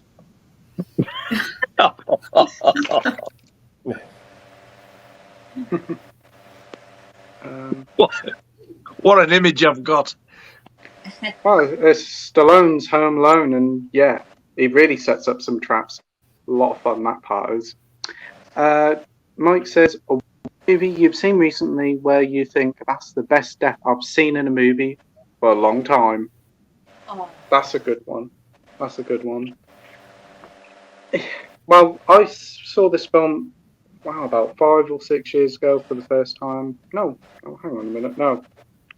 One good death is, it's a brutal one, but it's RoboCop, that guy who gets in the acid and then gets smacked up. That's a really good death scene. But recently, I can't really think of one at the moment. What about you, Scott? I'm not too sure. I'm struggling a bit as well, to be fair. I don't think I've seen that many films with like great death scenes recently. No, I can't think. What about you, Andy? It's not a movie I've watched recently, but it is one of like my all-time favorite death scenes, and it's Billy Zane in Dead Calm. Ooh, nice, very good stuff there. I must admit, there was a pretty cool death scene in Enter the Dragon when I rewatched that. I haven't seen it for years, and I thought that was a cool death scene in it, but again, won't say anything. What about you, Mike? See, I can't think of anything that I've seen for like the first time recently, but I did recently rewatch Broken Arrow, the John Woo film. Ooh, and it's just it's John Travolta's death at the end of the movie. Like, I think he gets hit with like a missile. Oh, so John Travolta dies. Well, he's the villain. He's like the main villain. Yeah. I've never ever seen it. You know from the start he's going to die at some point because he's the main villain. But yeah, it's just quite a funny death scene because it's like clearly a dummy, like when it gets hit, and it just looks ridiculous. Yeah, that's true. What about you, Nige? Can you think of one? Yeah, recently there was a day or two ago. There's one in Infinity Pool. It was pretty brutal. Yeah, there is one. Somebody's face gets mashed in, and you see brain and stuff. If I remember rightly. Oh, yeah. There was a cracker when we watched the Toxic Avenger last night as well, where the kid on the bike gets knocked off the bike, then reverses over his head. It looks awful. Brilliant. And there's also one in Terrifier, and there's one in Terrifier 2 as well. I know Brittany doesn't like it, but I thought the Upside Down Woman was mint. And then in Terrifier 2, the bedroom bit. The bedroom scene was a bit OTT. It was, just a little. But one of my favourite death scenes of all time is in one of the films I don't even like, Jason X. Yeah, that's one of my favourites as well. Yeah. The liquid nitrogen, it's amazing. I love it. Nice. What about you, Brittany? Got a good death recommendation? Well, nothing that I've seen recently, but I'll say one that's actually one of my favorite movies, and that's Indiana Jones and Last Crusade, like when he thinks he's drinking water from the right cup, when actually it isn't. And so all of a sudden he starts to feel something like something's wrong, and he starts to age, and his skin starts to decay really quickly, and all of a sudden he turns to bones, and his bones just shatter against the rock, and that's how he dies. So I would say that that's a good death scene. I mean, even though it's very graphic in a way, but in a way not bloody, that's done in such a way where I thought it was, pretty freaky to watch, but other than that, I thought it was a good death scene for a villain to die like that. Yeah, brilliant stuff. A great question there, Mike. We've got Dr. Impossible talking about Josh about Infinity Pool. Right. So just gotta wait the comments reloading. Right. Delboy says, would you rather be part of a werewolf pact or a vampire coven? Vampires would be more fun, I'd say. Or you can't go out in the daylight, but come on, you're a vampire. And if Bram Stoker taught me anything, it's a lot of fun. Stroker. Stonker.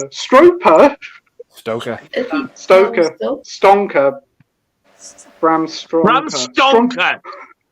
Oh, Stoker. Bram fucking Stonker. Bram Stonker. That violent skinhead film, Romper Stonker.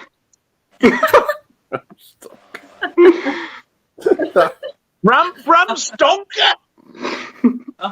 Yeah, Bram Stonker. Stonker doesn't even sound like it. Stonker. Stonker. Yeah, that's just how it slipped out. It sounds like he's just walked in the room and farted. What's that? Oh, it's one of Bram's stonkers. Oh, that's all right, Bram Stonker, that. Bram Stonker. But yeah, for me, vampire. What about you, Scott? I'll be a vampire. Yeah, definitely. Sounds more fun than being a werewolf. Great stuff. Andy? Yeah, probably vampire. Awesome. Mike? Yeah, I'd have to say vampire. I mean, if being a werewolf means you have to transform in one, and if it's anything like that scene from American Werewolf in London, like, be arsed with that. Like, I'll just be a vampire instead. Yeah, definitely. I just want to be like Jerry Dandridge. Oh, yeah. Yeah. Vampire. I've seen the funny vampires get. What about you, Nige? You a vampire? Yes, definitely, for the reason I've just said. And also, you don't age. That's true. True, yeah. And what about you, Brittany? Vampire or werewolf? I would say vampire, but if I could like have something to wear, where I could go out in the daylight as well. Yeah, I would like that. Hey, I think just take an umbrella, you'd be fine. Yeah. Yeah. That has to be a big umbrella. There's many a scene in Fright Night you see Jerry Dandridge walking around with his trusty umbrella. Yep.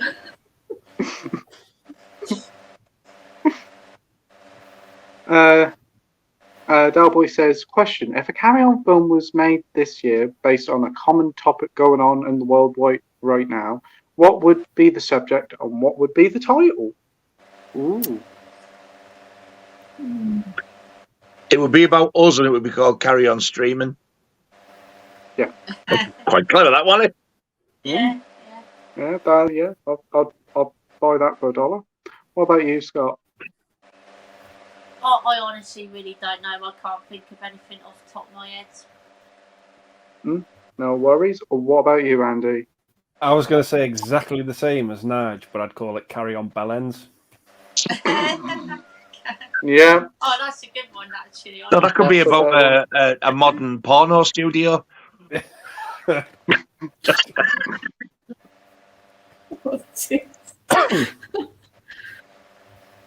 Mike, what about you? Yeah, probably just the same, like carry on streaming or something. And Brittany. Well, I think the topic would be that no matter what's going on this year, just to, be positive and just keep doing what you're doing, and, eventually things will get better. Because that's what I believe. But the title, I don't know, but yeah, I think the titles you've mentioned so far are pretty good. Yep. Carry on streaming. Can't beat it. You could also do one about these dumbass modern teenagers carry on vaping. Or they could do a very special carry on version of Crapper Scrapper. Carry on shitting.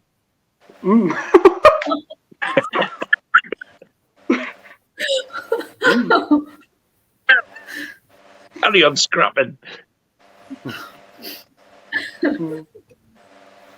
Dalboy says, if you could have a sociable drink with any fictional character from a film, who would it be? What would you drink? Would you buy them? And what question would you ask them? That's a really good question there, Dalboy. I'm liking that one. Well, Scott, do you want to go first? Can you think of a fictional character?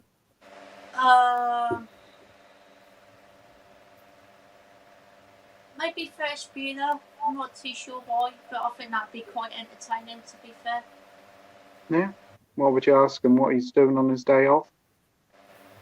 Yeah, possibly. I'm not really too sure, to be fair, what I'd ask him. And what would the drink of choice be? The beverage? Just a Budweiser, I guess. That's a very fine choice of drink there. What about you, Andy? Who would you take on a drink with, and choice of drink and questions? Probably buy a drink for Jerry Dandridge and say, I buy him a pint of apple cider and say, can you share the wealth? What he means is bite me neck and give me the minge.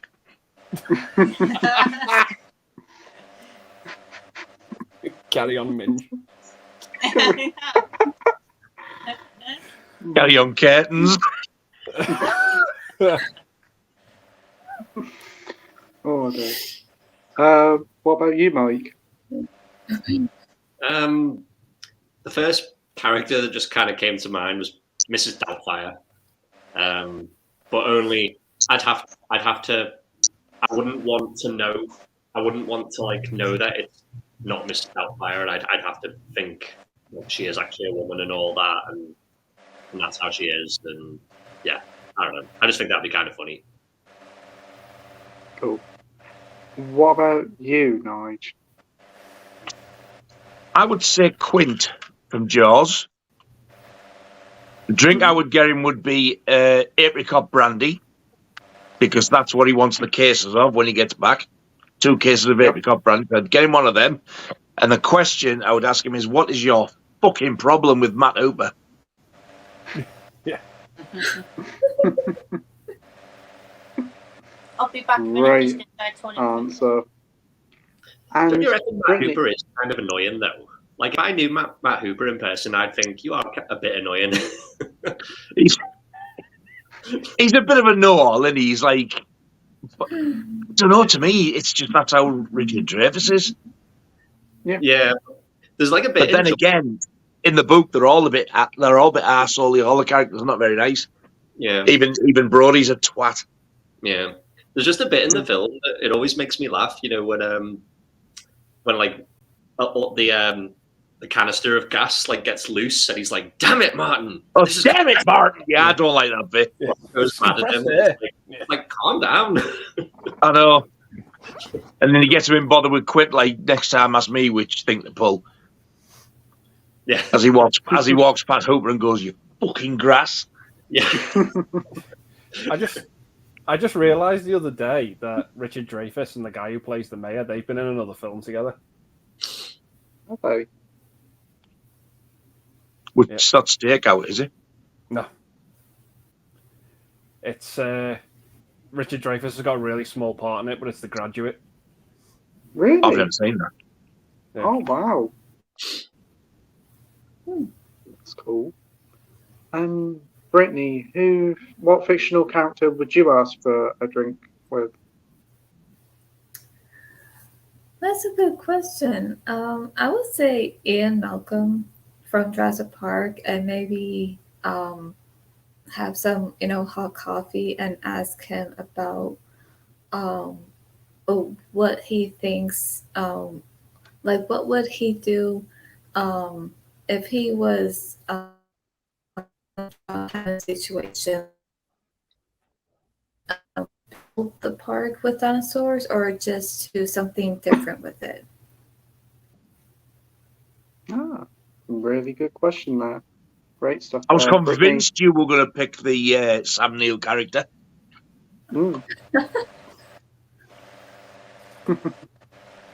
Right. For me, the first character that came into my head was actually Dirty Harry. I'd buy him an alcoholic-free beverage and ask him what did he think of the alcoholic-free drink. Probably say some other shit.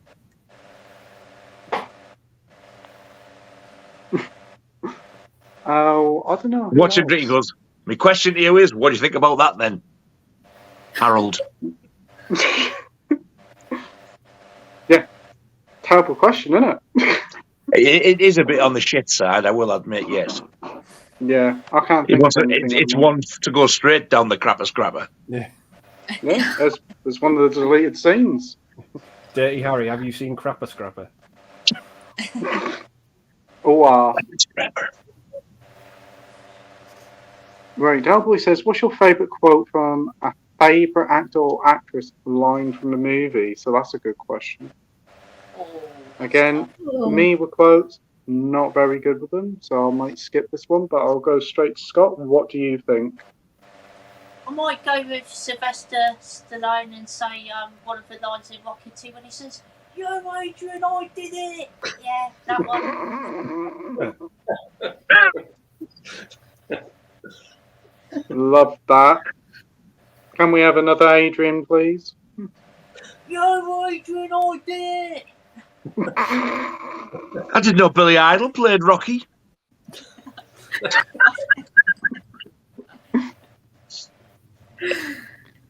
What about you, Andy? Oh, Christ. I don't think he would give you a quote. No, I ain't got a clue. Can't think of one. Come back to me. No worries. What about you, Mike?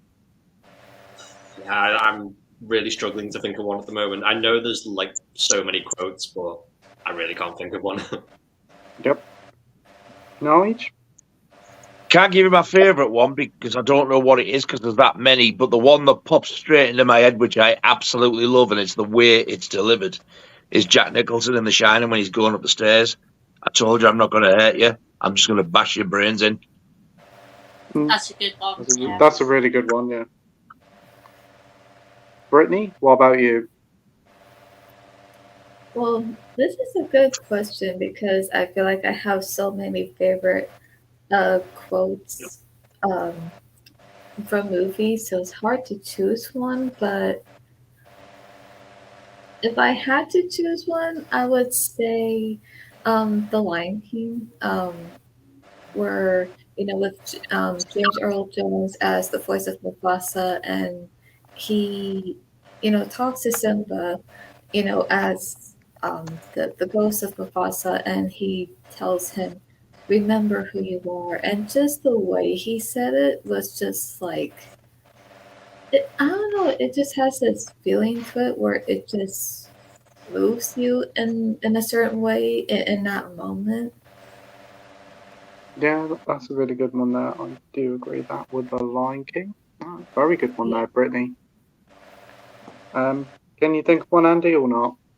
Yeah, am I gonna have to go with one that came up before? I'll give you a war you won't believe. Yeah, that's a really good one, to be fair. That's a really good one, yeah. Right, we have Dalboy here also again, and he says, what's your favourite movie scene from any movie that moved you emotionally? And why did it have that emotional effect on you? Again, a very deep question there. Good question. Hard one. Can you think of one, Scott? Not at the moment, no. Come back to me on that one. No worries. Andy? Yeah, for me, it's the end of Edward Scissorhands when Kim kisses him and says, I love you, and he says goodbye to her. And they're never going to see each other again. It just fucking rips your heart out your arsehole. Yeah. And what an orifice for your heart to get ripped out of. And then I was just about to say, and then I realised what the final bit of the sentence was. Mike? I would say I did find the ending of After Sun like quite emotional. Yeah. I think especially after just some things that have happened this year, it's probably gotten even more emotional just thinking about it. But yeah, that was a pretty rough ending. Yeah. I do agree. The ending of After Sun was very emotional. Very good pick there, Mike. What about you, Nige? The first one that coming to my mind was the last scene in United 93. And I think why it affected me so much is because the entire film had kind of almost felt very, very documentary-like, and it was like it was reliving it type of thing. That you were watching it, and because I saw it at the cinema, and as you're watching it, it's like you were rewatching the events of the day.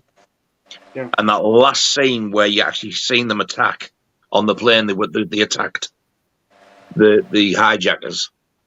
And then the plane's going down and down and down and down, and like just before it hits the ground, black silence. And that's the one I actually cried. It was just so realistic the way they filmed it as well, and it was only a few years afterwards, so it really, really got to me. Yeah, very good pick there, Mike. What about you, Brittany? Is there a film that you can think of?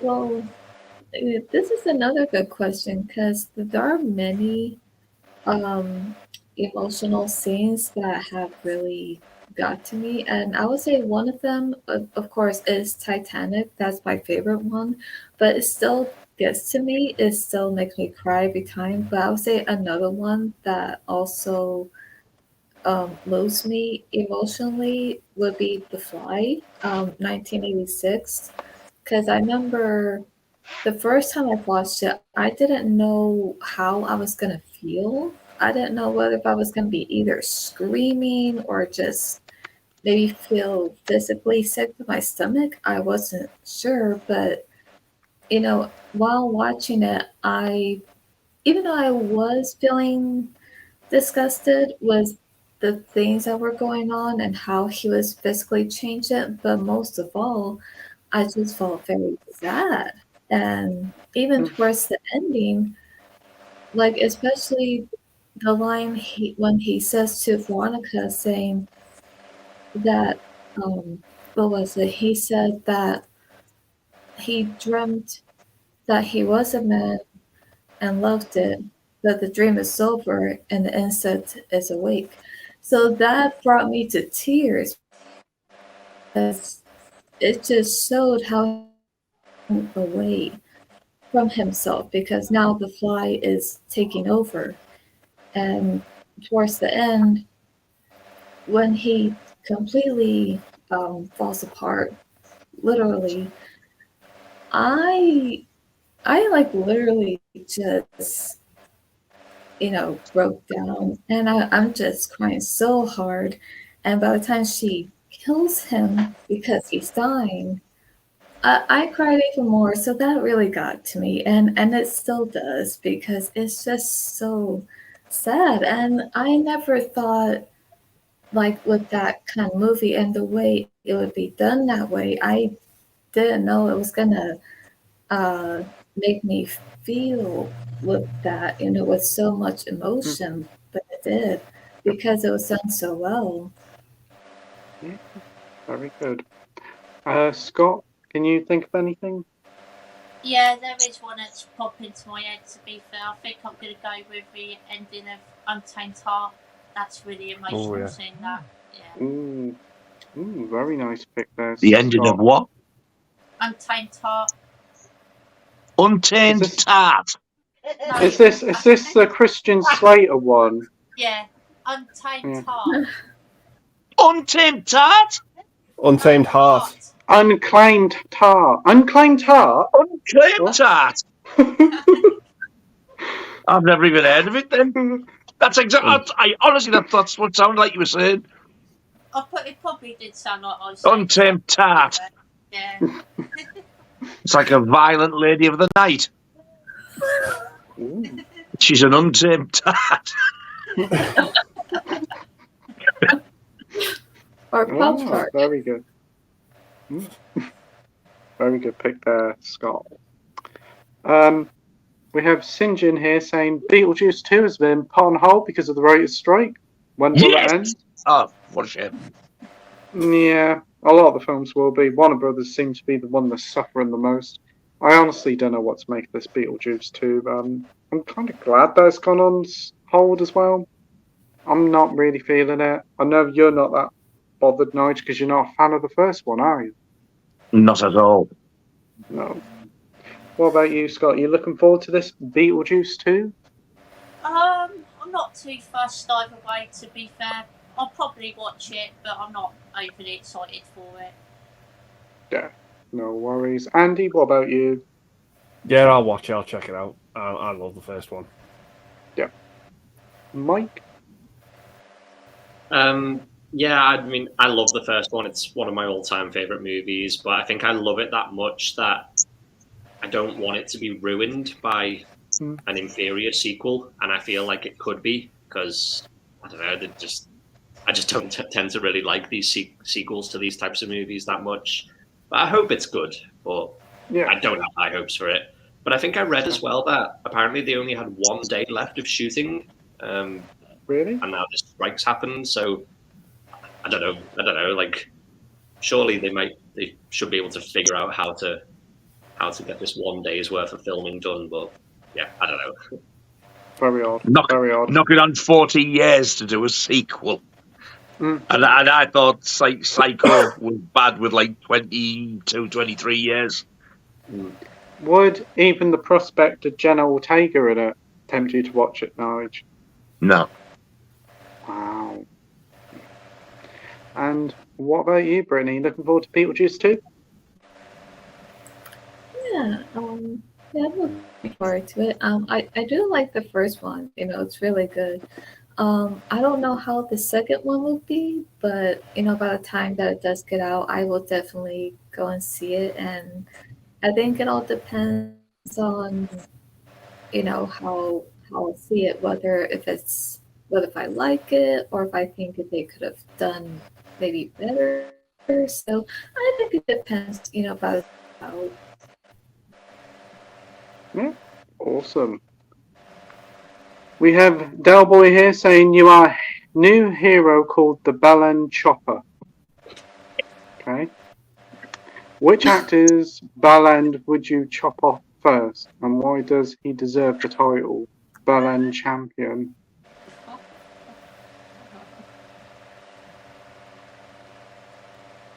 I have no words.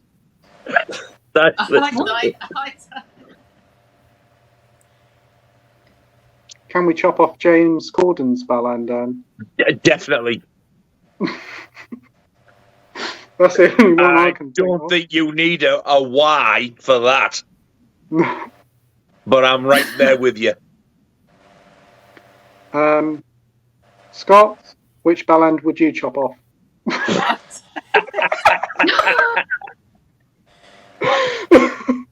I'm passing on this question. Whose chopper would you chop off? I don't Andy? Yeah, I'd have to say James Corden as well. Yep, James Corden. Mike? The first person that comes to mind, and we've already mentioned him, but the little kid from the Babadook.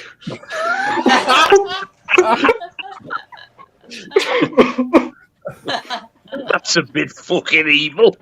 Yeah. Harsh, but... However, I agree.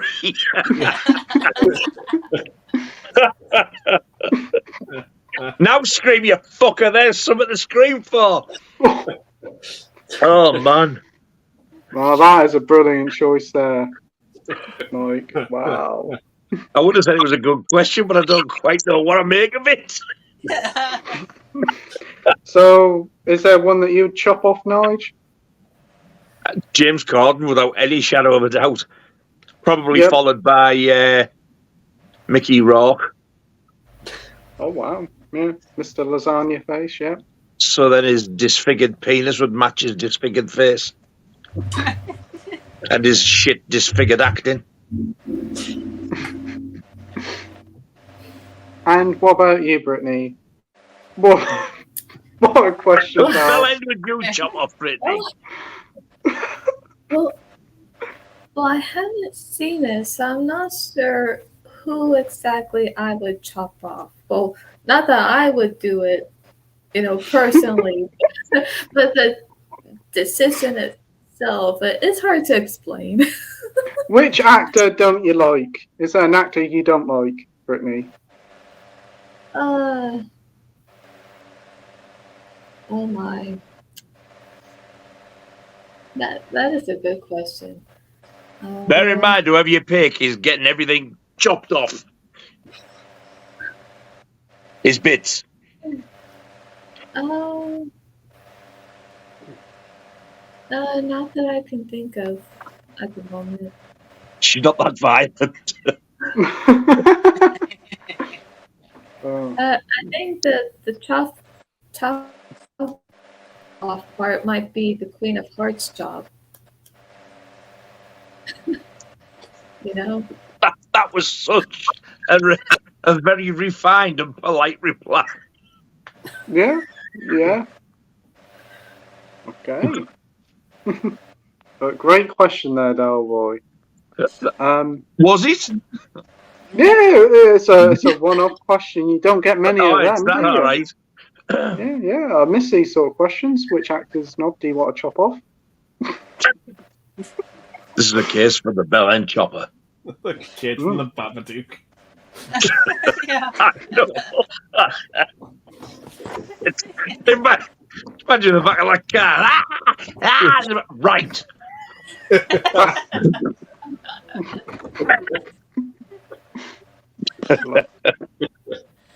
Right. Next up, we have Amy here. Hi, Amy. Hope you're doing well. And she says, "What's your thoughts on the movie Hunt for the Wilder People? In my opinion, Taika Waititi's best film as a director, and apparently it's out of print." Yeah, Amy says a really good film, as I've only really seen Jojo Rabbit. I've tried to look for it, but can't seem to find it anywhere. Have you seen it, Scott? I have, yeah. I thought it was really funny, to be fair. Really enjoyed it. Awesome. Sam Neill's in it, isn't he? Which sold me on it. He is, yeah. He's really good in that as well, to be fair.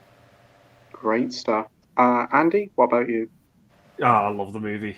Yeah, I think it's great. Sam Neill's great in it. The opening's really heartbreaking. But yeah, the relationship he has to form with this kid it's really funny. And I love the music from that Cadbury's Flake advert, and it just plays it in the film so much. Okay. But you'll understand if you've seen the film, but it's really good. You Salamia. Mike, have you seen it? Yeah, and I agree. It's hilarious, to be honest. Like the chemistry between Sam Neill and this kid, who's like a bit of an annoying little shit, to be honest. And then you've got Sam Neill, who's just really grumpy, and yeah, it's really funny. It's probably like a Waititi's best film. I feel like his filmography has gotten progressively worse, and like his films have gotten more annoying. But like that one and Jojo Rabbit are pretty good. Brilliant. Nige, have you seen this one? Never heard of it. No worries. And what about you, Brittany? I haven't seen it. Yeah, No worries, Brittany. Oh, definitely will have to be on the hunt for the Wilder People now. Looks good. We've got Edward saying, do you think The Shallows is the best shark movie since Jaws? It's one of the best shark movies out there, yeah, that isn't Jaws. It's a really good film with Blake Lively. I really enjoyed it. Nowhere near quality of Jaws, but definitely one of the better shark films. What about you, Scott? Yeah, it's definitely up there for sure, but I think I might have to go with Deep Blue Sea. I really enjoyed that film before, it was a lot of fun. Yep, that's a good one. I do like Deep Blue Sea. A lot of fun, that one. Yeah. What about you, Andy? I do think The Shallows is really good. It is a really good shark film, but for me, the one I enjoy since Jaws is Jaws 2. I had a blast rewatching that. I really want to watch Jaws 2, because that's come out recently on 4K, hasn't it? Yeah, it looks great. Oh, nice. Isn't the normal 4K for the first film really good as well, picture quality? Oh, yeah. I watched them back to back. It was just like watching one really long film. Really? Ooh. Yeah. I'll have to see if I can find a copy of Jaws 2 and watch. Great stuff. Mike, what's your thoughts on The Shallows?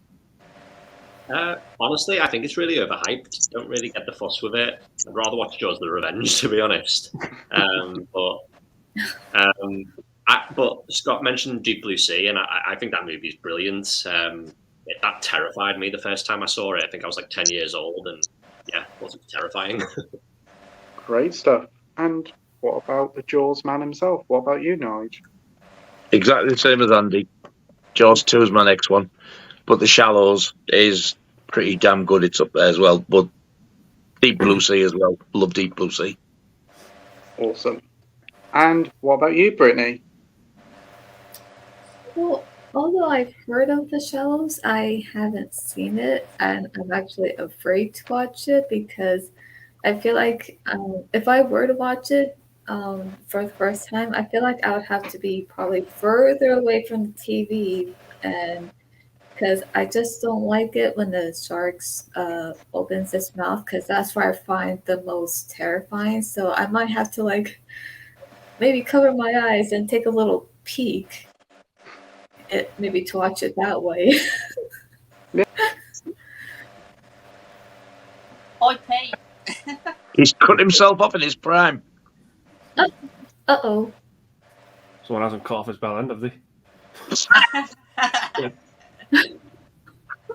Great.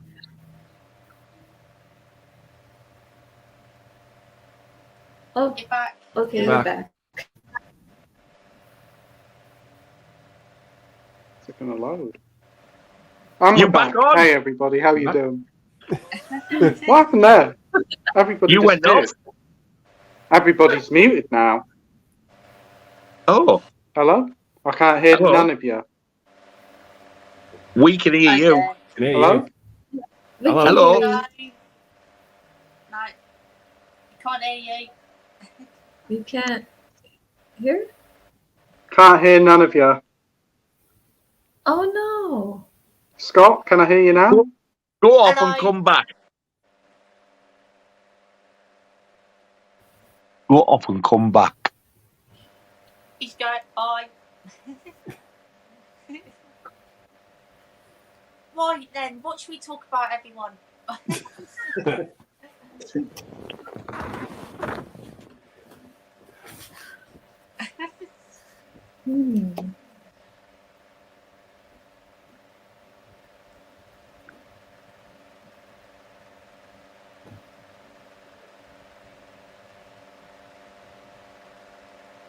think his computer's running on gas.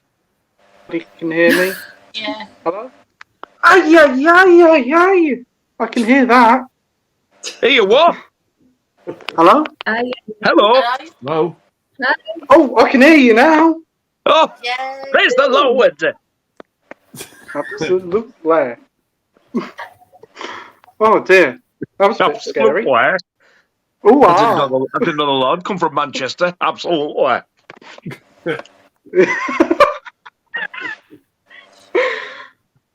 Oh my days! I don't know what happened there. Just cut me off straight talking, and then everybody was muted. So Andy thought the Bell End shopper had paid you a visit. Cut you off in your prime. Oh no, I hope not. it? But some of the comments have gone. So guys, if you want to leave some comments down, that would be great because they've all kind of refreshed because I've left the studio and come back. So if you leave some more questions, that's greatly appreciated. So yeah, next up we have Dalboy here saying, "What's your favourite scene in the film, Last Action Hero, and which star do you feel shone in that film?" That's a really good question. Do you want to go first, Scott? Yeah, I haven't seen the film in quite a while, to be fair, so I can't recall a favourite scene from the film off the top of my head, but Arnie's got to be the actor that's shone in that film for me. He's just what makes that film to me. He's great in it. Yeah, totally agree. What about you, Andy? Yeah, my favourite scene in the movies where they're in the video store and they go to see the cutout of Terminator 2 and it's Stallone. Yeah. Oh, I forgot about that bit, yeah. Oh, just so clever. What a fucking brilliant joke. Yeah. Yeah, I agree. That's a really good one. What about you, Mike? I love the scene when he goes to like the gangster's funeral and then he just like picks the body up and he's pretending that it's still alive and he's like, "Is there a doctor? Is the doctor?" And then there's like that guy like, "Oh, I'm a doctor." And he's like, "Oh, check his chin." And yeah, it's terrible. The doctor has fainted. Yeah. Yeah, brilliant scene there, Mike. And what about you, Nige? The one that got me the most is it's literally like it's about a second or a split second, but it was that much of a shock. I was like, it's when he's going up the stairs and Sharon Stone walks past him dressed as she was in Basic Instinct. Yeah. And then him out of Terminator 2 did the same. Then I was like, wow, I didn't see that happening. And I thought it was so funny when he was trying to pronounce his own name as well. Yeah. Yeah, that's a good one as well. Really good picks there, Nige. And what about you, Brittany? Have you seen Last Action Hero, and what are some of your favourite scenes from it? I have. I actually saw it sometime this year, and yeah, I actually quite liked it. And I think the scene I like is where the little boy's at the theater watching a movie, and he doesn't know. I think the kind of ticket he has, and all of a sudden he's.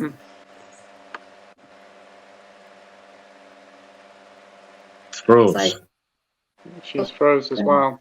And yeah, it actually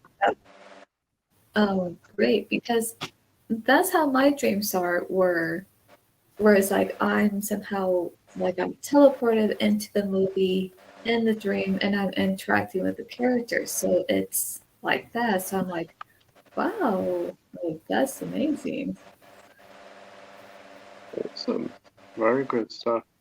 For me, with Last Action Hero, there's so many fun scenes in it. The scene in the video store with Terminator 2, the ending of it, which goes really out there, I thought was a load of fun.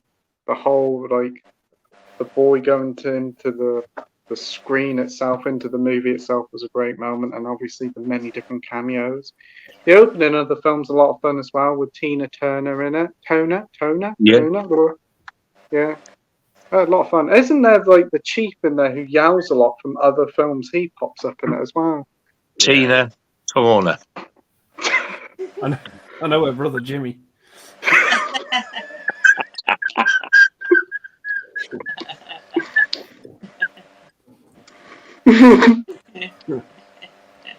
He's been in a few things.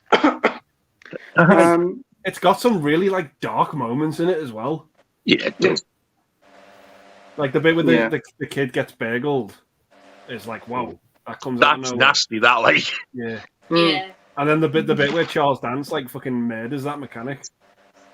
Yeah. Yeah. And like, that's not the one he randomly shoots in the street, is it? And says, yeah. I've just murdered somebody. Yeah. Just to see if anybody actually give a shit. Yeah. Like when it gets shame. When it gets to the real New York, that stuff's really fucking dumb. It is, yeah. Yeah, it definitely does change. The prostitute comes up to him and he's like, "How old are you?" And she's like, "I'll forget it." And she can barely walk, limping. Yeah. It's like, whoa. Oh, the star that shone for me was Arnie, definitely. Yeah. Definitely so. Yeah. Such a great. I forgot to answer that bit. Right, we've got Delboy here saying time at the third stroke. It'll be 8:39 precisely. Pip, pip. Awesome. An hour and 12 minutes. We have a Delboy saying Hollywood decided to bring back Dirty Harry with a different actor. Who is the actor? Don't bring Dirty Harry back, full stop. God forbid they ever do. Please don't do it. No. Don't. But if they do, full stop.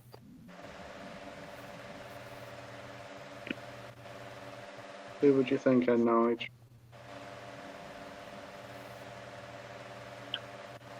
possibly George Clooney after his performance in From Dusk Till Dawn. Mm-hmm.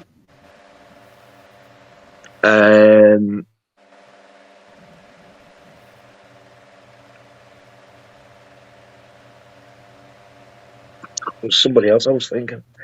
I was also thinking Brad Pitt, but I don't know whether he'd be able to pull that off. Two good picks there. What about you, Scott? Not too sure, to be fair. I think it's one of those films where it's best to probably leave it as it is, sort of thing. Yeah, I do agree. Andy, Definitely. What about you? Yeah, it needs to be left alone, but if I had to pick someone, maybe Kiefer Sutherland. Yeah, that's a good. That would be a good one. What about you?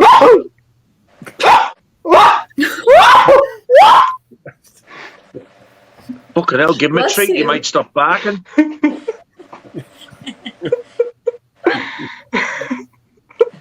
Woof, woof, woof. Thank you. What about you, Mike? I mean, like you guys have said, they should just leave it, not do anything. But if I had to pick someone, I'd probably just say, for shits and giggles, just cast his son, Scott Eastwood. Oh, shits and giggles. Shits and giggles, yeah. Love it. Great pick there, Mike. And what about you, Brittany? I don't know, honestly, because I haven't seen Dirty Harry before. None of them. You've never seen one? No, I'm not sure how Dirty Harry is. Clint Eastwood. Yeah, Clint Eastwood film from the 70s, isn't it? Oh, well over 50 years old, but some of the best films. He plays a copper. Oh, okay. Yeah, really good little thriller. He plays a cop. Yeah. A no nonsense. Excellent film. Yeah. And the sequel. Yeah. Really good as well. They're all good in their own rights. They do get progressively worse as the series go on, but they're still a very solid series of films. For me, if they did bring back Dirty Harry, I'm thinking Dan Stevens from The Guest. I think he'd be quite good. Oh. I think it's like the first two are pretty. I mean, obviously it dips a little bit, but the second one's really good as well. I think it dips a bit for the third, but then I think Sudden Impact brings it back up again. Yeah, I think 1, 2, and 4 are the best ones. Still bad. Well, it is a bad film, but it's an entertaining one. It is a lot of fun. Liam Neeson, Jesus. You'll never work in one of my movies again. You fuck off. That's the worst one of Deadpool. It definitely is. It is definitely the weakest one, but there's still some fun times in it, and quite a good cast. Jim Carrey in it as well. Yeah. Guns N' Roses cameo. Yeah. That's always a bad thing. Yeah, one great franchise. And needs a 4K. Give us a Dirty Harry 4K, please. We've got Jake here saying, if you were on a stranded island and could only bring three movie-based things, what would you bring and why? Ooh, movie-based things. So what, like memorabilia? But if you say like movie-based things, I could say like a TV, a 4K player, and maybe a sound system if we're thinking that way. But I don't know. Unless you're saying memorabilia, what do you think, Scott? Maybe obviously TV, so I could watch something, a 4K player, and not too sure what a good one would be, to be fair. Can't think off the top of my head. Oh, no worries. What about you, Andy? The only thing I can think of to bring is that speedboat from Live and Let Die. Get the fuck off the island.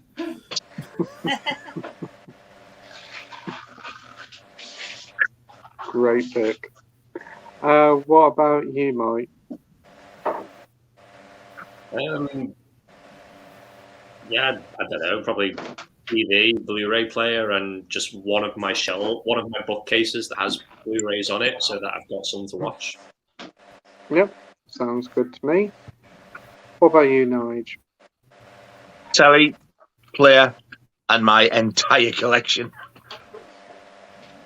If that's not what he meant, then I'd probably say I'd have to take my Jaws poster so I could always look at that.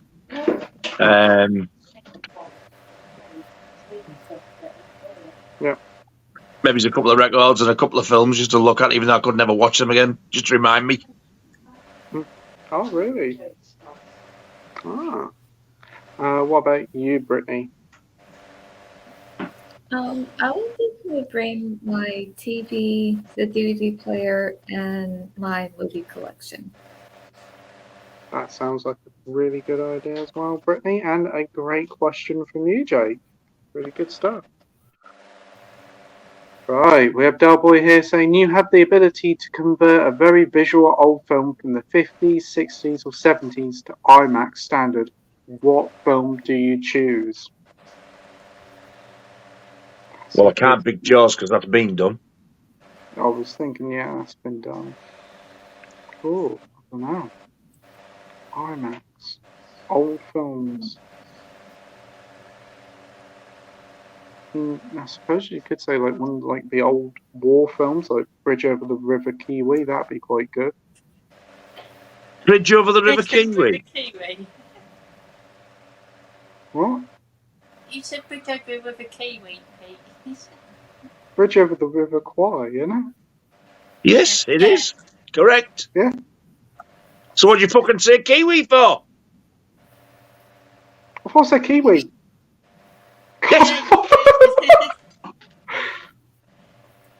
I mean, Bridge Over the River Crying or whatever it is, yeah. Right. Cry me a river kiwi. But yeah, like an old war film, something like that. That would be quite good. Or Dam Busters or something. Yeah, an old film. I think like an old war film. Visual old film. Like a war film. I think would be quite good. What about you, Scott? Maybe Lawrence of Arabia, if that hasn't already been done. That would be great. Very good. Lawrence of Arabia, Spartacus as well. That'd be quite nice as well. Yeah, that'd be a good one. Andy? 12 Angry Men. Very good pick there. Very good pick there with 12 Angry Men. And what about you, Mike? Probably Vertigo. Vertigo. Brilliant stuff. Nige, what about you? The Wizard of Oz, just to see when it turns colour. I think it'll have a similar effect to what Pearl had. Yeah, I agree. That's a really good pick there. And Brittany? I would say the Sacrifice. That's a big one there. Yeah. Also thinking like one of the old Bond films that would look good in IMAX as well. I think. Probably something like I don't know which one. Probably the George Lazenby one because of the snow settings. I think that was rather nice. We've got Dalboy here. We're saying, name a film that, in your opinion, did not work because its subject matter was ahead of its time. Again, very good question there, Dalboy. Ahead of its time. That is a hard one to think about. We've got to look retrospectively at these films and, yeah, don't know what to say. I'm probably going to skip this one. What about you, Scott? Can you think of anything? Not at the moment, no. Can't think of anything. Nope. No worries. Andy, what about you? No, I can't think of anything, I'm afraid. No problem. And what about you, Mike? One that comes to mind for me is maybe Tron. I don't know if like when that came out, whether that was considered ahead of its time, but I feel like when you watch it now, it just doesn't hold up at all. Yeah, that's a good pick there. Tron. Nige, what about you? I can't think of one, but there's a few I've seen where it's like there's part of the film where it looks into the future, into like the 90s and the 2000s, and it's like flying cars and stuff like that, and it just hasn't happened. But I can't think of a particular film where it happens. Yeah. No And the effects are that bad, it just hasn't. They haven't been able to pull it off. And Brittany, what about you? I'm trying to think about that, but I don't think I could think of one at the moment. I think I have probably seen maybe one or two of with something like that, but I can't remember what they were. No worries. Maybe Plan 9 from outer space. We've got Dalboy here saying a film that I dislike is Mrs. Brown's Boys, the movie. It's awful. It is really bad, yeah. It's a bad one. Yeah. Fucking series was bad enough. I didn't watch the film, no thanks. Yeah. It's what about really you, not Andy? funny. What about you, Andy? Did you see the film? Never seen it. Never seen an episode. Never seen the film. Ain't you lucky? It is fucking awful. And they were planning a Mrs. Brown's Boys cinematic universe one time. There was talks of spin-offs and hordes of movies. Thank fuck that never happened. No, but the talentless twat did it to her. Oh, and they brought out a new series as well, apparently, that came out last week, but nobody watched it. Good job. Mike, have you seen Mrs. Brown's Boys, the movie? No, I've never seen it. Brilliant. You intend Brittany? No.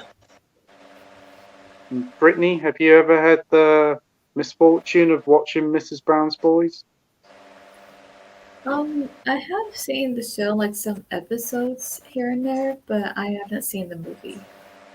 No worries. Did you like the TV series that you saw?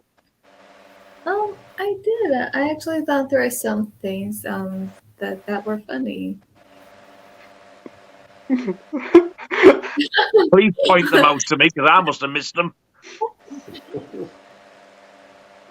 I think I shocked you. A bloke dressed up as a woman walked around saying feckin', feckin', feckin'. I was quite surprised you know what it is, Brittany. Do they? They must obviously show it in America. Yeah. Well, actually, I don't know where it is to watch to stream it, but I only saw like maybe a few episodes because my friend Kelly, when she would come over and spend the night, yeah, that's what we would watch. But we would also watch movies as well. So yeah, she actually has it of the collection of a DVD set. Really? So it's quite popular over in America, Mrs. Brown's Boys? Does a lot of people you know like it? So far, I know. Let's see, my friend Kelly, my younger sister.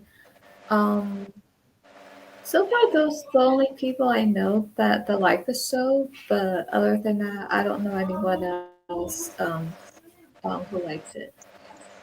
That's a surprise. It's got a following in America. I wouldn't have thought so. Wow. Right. We have Dalboy saying, "What's a movie you wish you never watched and why?" Catwoman. Need I say more? Can't think of that. Any other ones? I mean, what about you, Scott?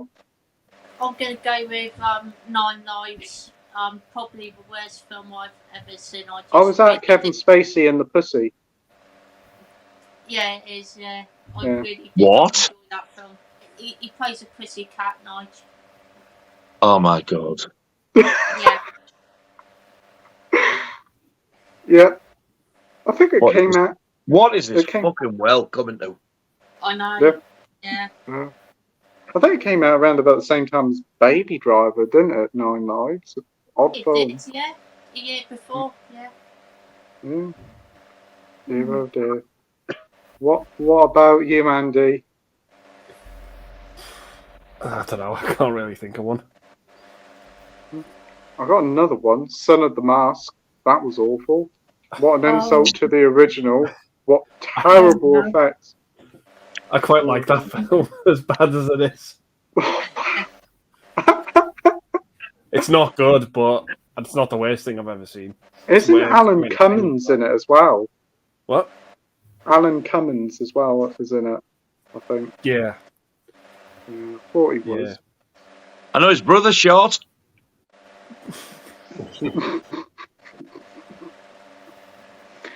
Another one I can think of is Cat in the Hat with Mike Myers. What a load of dog shite that is. Yeah, that's bad. Yeah. Hey! Oh, sorry, wrong person.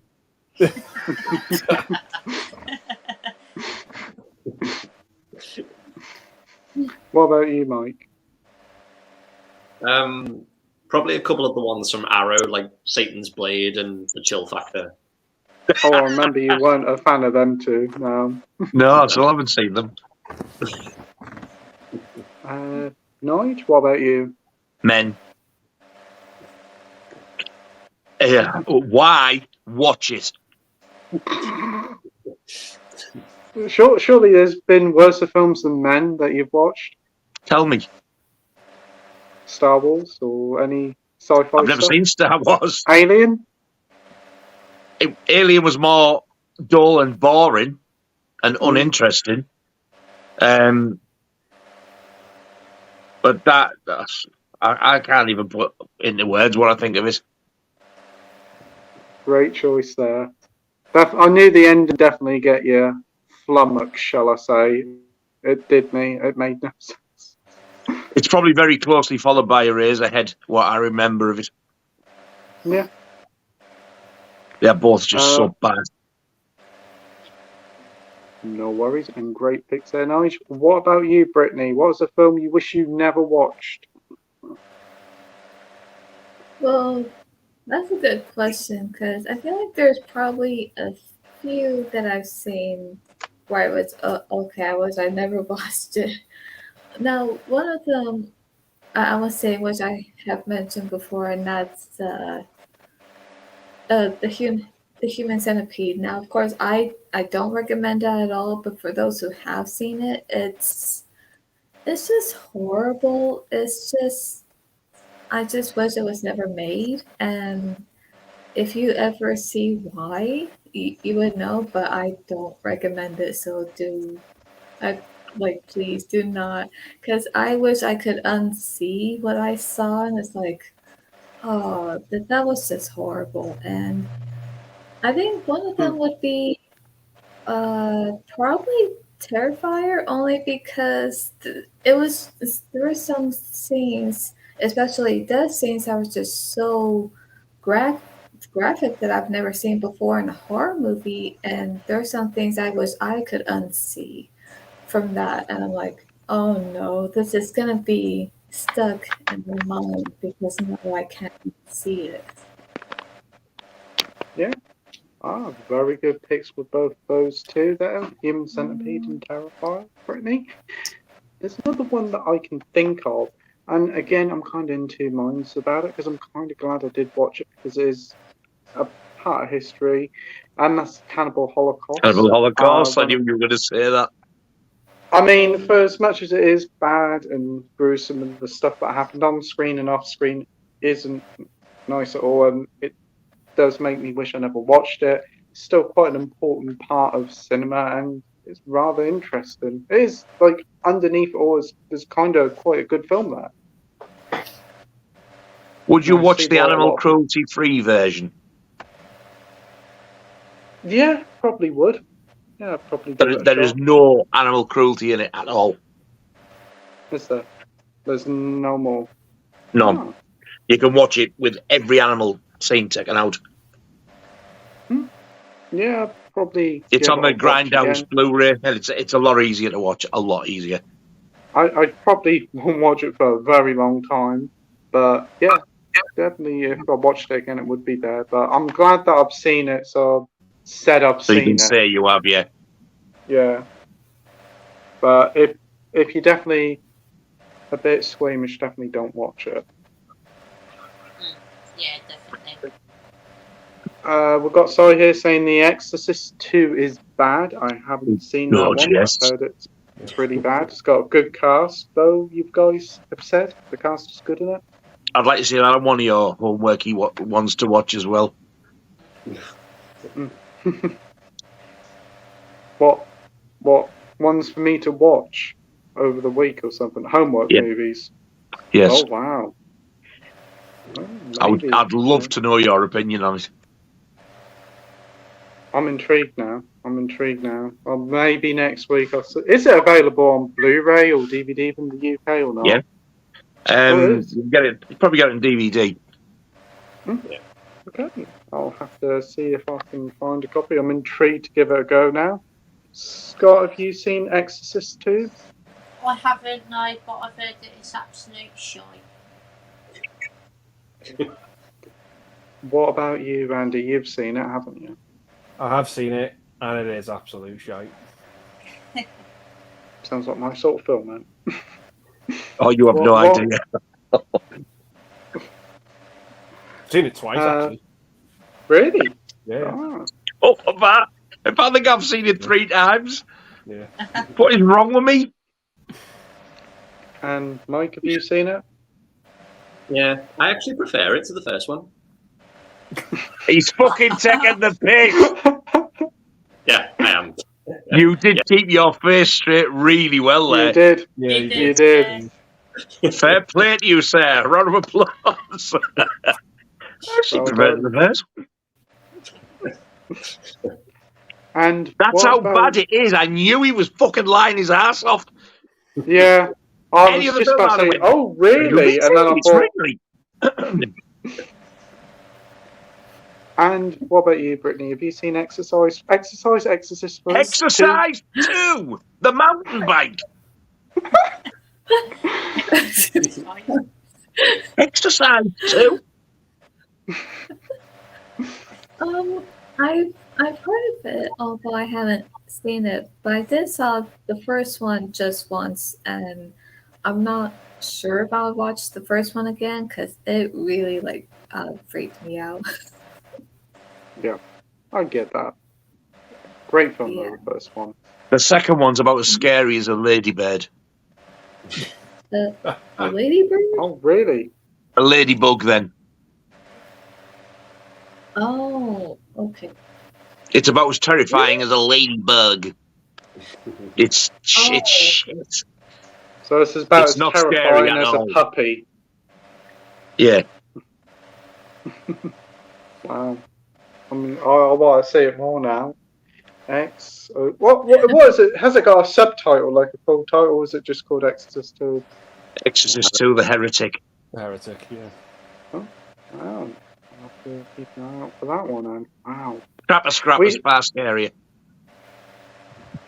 Scrapper would be a better film to watch, I think. Oh, would. I'd rather watch Dungeons and Dildos, to be honest.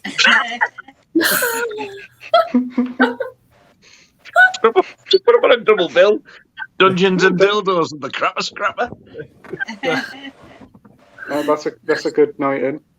It's got to be the unrated versions, though. Oh yeah. Uncut Dungeons and Dildos. Uncut Dungeons and Dildos.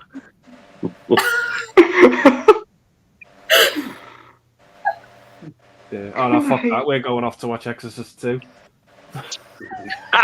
Imagine going into HMV and asking, "Have you got a copy of Dungeons and Dildos?" Then imagine what this. They'd probably just pull out a copy of Exorcist 2 and say, "Here you go." It's the same thing. What we should do one week is all of us watch the homework movie together and watch it for the week after and talk. We about should it. do a live stream watch like we've been doing with Ryan, but do it with something. I don't know. I could sit through this. Yeah, I don't think I could. We could definitely pick something like really out there though, and do a stream where you've got it ready. I'll play it together, type of thing. Yeah, That'd be fun. Yeah. You'll be up for that? Yeah. I'll be back. Yeah, awesome. I would definitely be up for that. Right. We'll have to see what films we can pick. We have Jake Talks Movies here saying Transformers 5 is absolute shite. He was going to do that. It's not Pretty much all the Transformers films are shite. Transformers, dildos in disguise. What was a dildo film? Dungeons and Dildos. Coming soon to Paramount Plus for a very reasonable price. What about you, Scott? Are you into Transmorphers? Formers? Right, Transmorphers? Transformers. I've never seen a single Transformers thing in my life, to be honest. Oh, actually, no, tell no, I've seen Bumblebee, and that's the only one I've seen. That's a good one. That's I okay. did enjoy that. Yeah. Have you seen them all, Andy? Did you watch the new one? Yeah, I actually enjoyed Rise of the Beasts, to be fair. Nice. Great to hear. I thought it was going to be a Beast Wars movie, but it's not. It's far from it. But I actually think the first one is actually a pretty good movie. I actually really do enjoy the first one, but after that, goes downhill. Downhill, yeah. Yep. Mike, have you seen any Transformers films? Seen the new one? Nah, I've only seen the first two, and that was enough for me. It was more than enough. No worries, I definitely get that. And I gather Nige hasn't ever watched one. No, the title was enough for me. Yep. Brittany, have you ever seen any? If you're still there? I think she said she'd be back. Yeah. She said she'd be back. Oh, did she? Yeah. So we have Delboy here saying the time. Thank you, Delboy. Really do appreciate that. Right, we have Minhalju here, and he says, "Hey guys, I can't believe I'm late to the party, but hope you're having a great stream. Thanks for joining, mate, and we are, and I hope you're all well. Hope you're doing well too, mate. Also, have any of you guys pre-ordered Prey on Blu-ray or 4K? That is available to pre-order now. Yeah, no. Hit up, yes. No, not the new Predator one, after liking the first Predator. Am I going to jump from one to Prey? I don't know whether I want to watch the rest. I think you're all being a little bit overzealous about it. I think you all think I'm going to be going out and wearing Star Wars T-shirts and buying alien fucking masks and watching all the Predator films and stuff. The second one is actually pretty good, though. I think you'll like the second one. It's really good. I think you'll like it. Get a tattoo. I love Dark Matrix in an area. I think out of the Predator films, you've seen the best one. Yeah, oh, definitely. Without 100%. question. I think I would watch the second one. Yeah. It's worth it for the cast alone in that one. Definitely. Yeah. How many is there altogether? 4. Well, 5. Is that the fourth or the fifth, that Prey? It's a fifth one, but it's like a prequel. And is one of them Alien versus Predator? No, they're spin-offs, more like. I was going to say, you've got no fucking hell's chance of me watching that. Oh, well, you can't even see the second one. It's that dark. The second one? The second Alien versus Predator. You can't even There's see it. fucking It's that two? dark. Yeah. Give me fucking strength, man. Brainiac. I haven't pre-ordered it. I do enjoy the film. Seen it 2 or 3 times, but I'll get it when it's on sale. I ain't no rush to see it. Steelbook's already sold out at 35 quid, and you don't even get the Blu-ray with it. It's just a 4K disc, Steelbook, 35 quid. Nah, too much. What about you, Scott? Any inklings of getting the... Any inclination to buy this shite? I might get it at some point. I haven't got it on pre-order. I did really like the film, to be fair, but it's not something I'm rushing to get. No worries. Andy, what about you?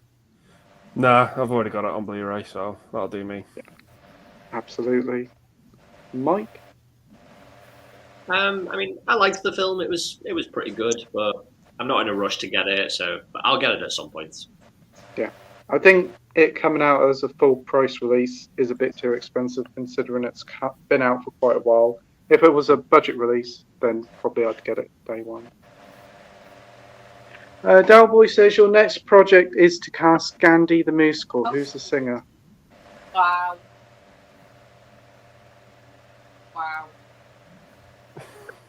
Wow. No comment.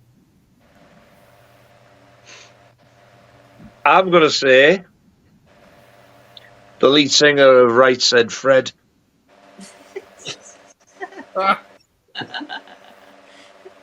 Just to sort of counteract the fact that people have been moaning about Snow White Little Mermaid, so let's reverse it on this one, and I can't remember his name, put that dude in it.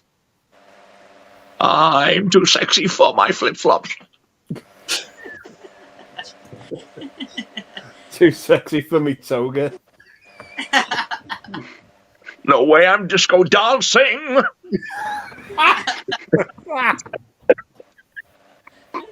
I'm a model.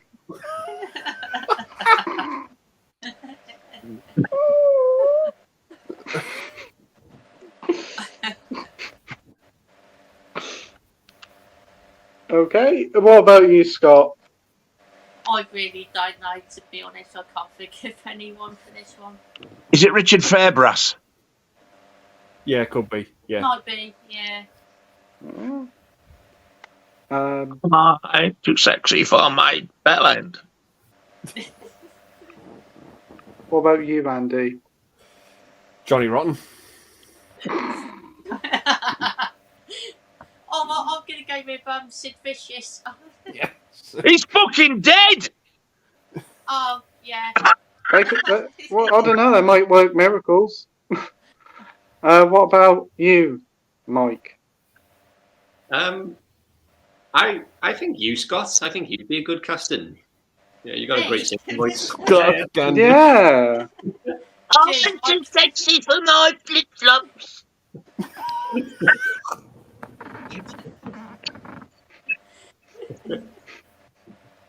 No, I'm not doing that one.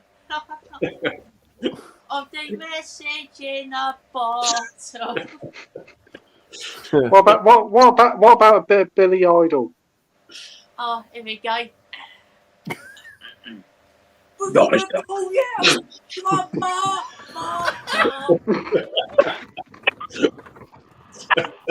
What happened there? Nice day, white wedding. Oh, fucking hell.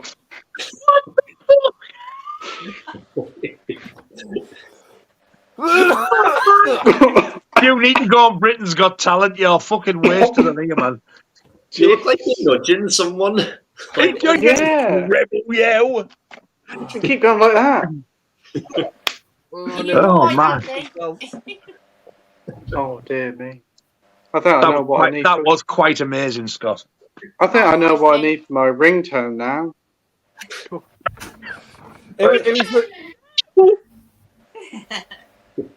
I need to find that one because I'm using that as a fucking messaging box if I can get it. It was the bit right before when he went, right, here we go. Yeah. Here we go. This is what you've all been screaming for. Turned into Popeye.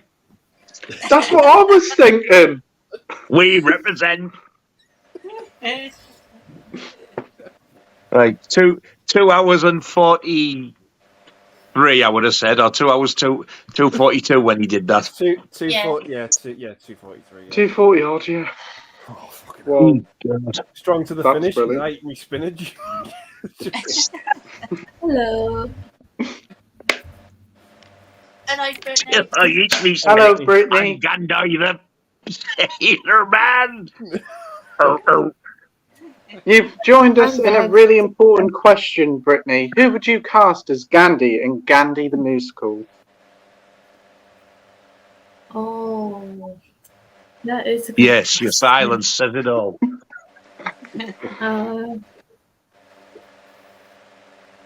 I don't know, to be honest. Sylvester Stallone. Hard to think. Name any actor you'd like.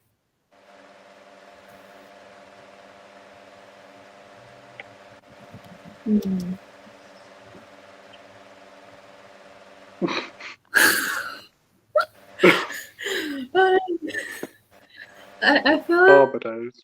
having a brain freeze. No, wait. No, brain fart, I'm sorry. Not a brain freeze. Brain Brain fries. I didn't know they did those sort of chips.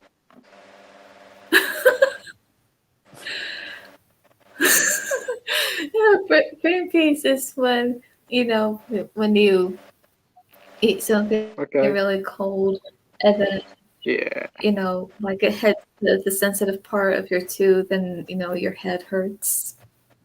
Yeah, it's called brain freeze, yeah. So the moral of the story is never dip your bell end in a slush puppy. I want to say brain fart. Yeah, it'd be quite good.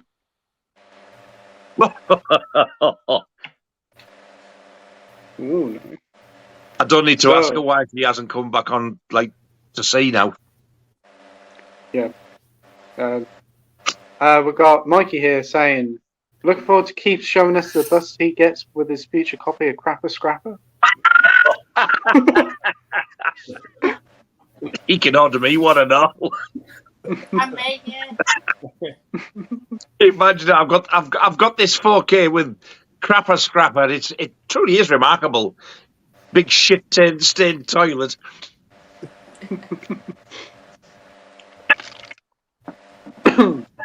We have Danny here saying, what do you think of films coming in an eco case? I hate them.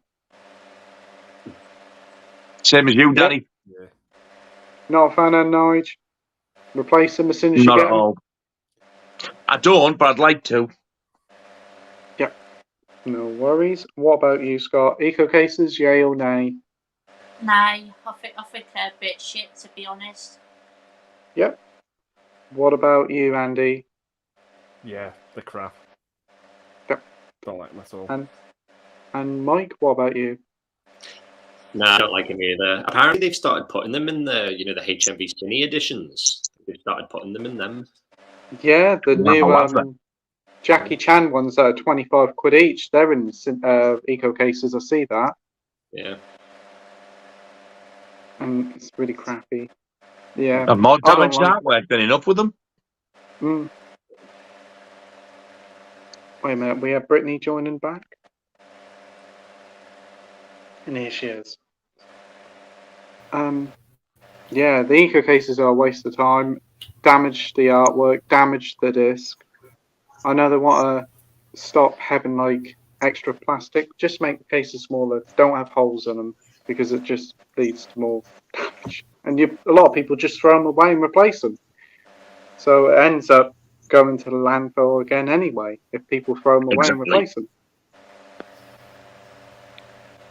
We have Del Boy here saying you're in charge of casting Jaws the ballet. Who do you cast as Brody? Christopher Biggins. Yeah, that's good. I'll be up for that one. What about you, Andy? Vinnie Jones. Oh dear, I was not expecting that one. What about you, Mike? Michael Douglas.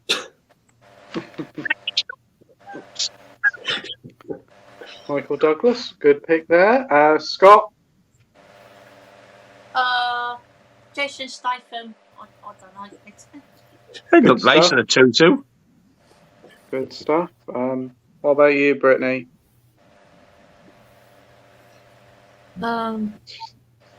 Okay, I didn't see the question here, but now I see it.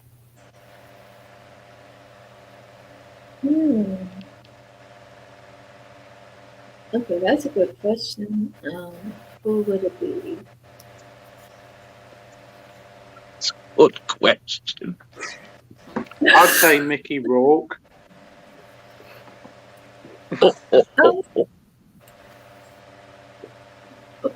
What's so funny? You, that's a good question. Jaws the ballet, who would you cast as Brody? That's a good question.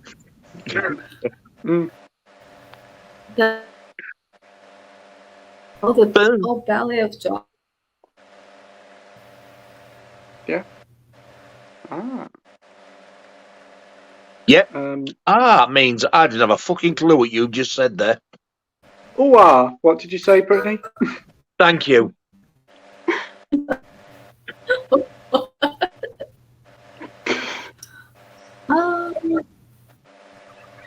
She too busy chomping on a pepperoni. What? It might be an extra. What? It might be a meat feast.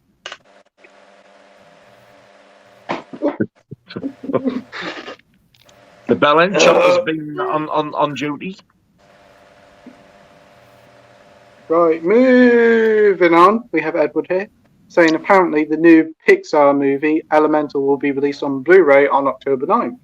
I didn't know you were transforming into a fucking cow. We were. Moving on. We are. A farm yakking cow at that. Wow. Mooah. I'll do. So yeah, that's cool. It's coming there. I'm so confused. But anyway, that's good to hear. Elemental's out on Blu-ray on October 9th. It can stay on the shelf. I won't be picking it up. What about you, Andy? Yeah, I'll pick it up because I collect all the Pixar films. So yeah. Oh, that's good. Awesome. Have you seen it? No. You're blown by. Hope you enjoy it. What about you, Mike? Elemental, yay or nay? Nay. What about you, Norwich? Well, the fuck, I don't even know what it's about. I think it's about a fire girl and a water boy falling in love. Because No, they're I won't. different Fuck elements. that. There you go. Fuck that. No. Fucking Scott? Pixar. Nah. Pixar. Oh dear. And Brittany, what about you? Do you like Elemental? Have you seen it? Will you pick it up? I haven't seen it. I know it's on Disney Plus, so I'm definitely gonna check it out. And yeah, after I see it, I think I might decide whether if I would want to own it on DVD. Sounds good to me.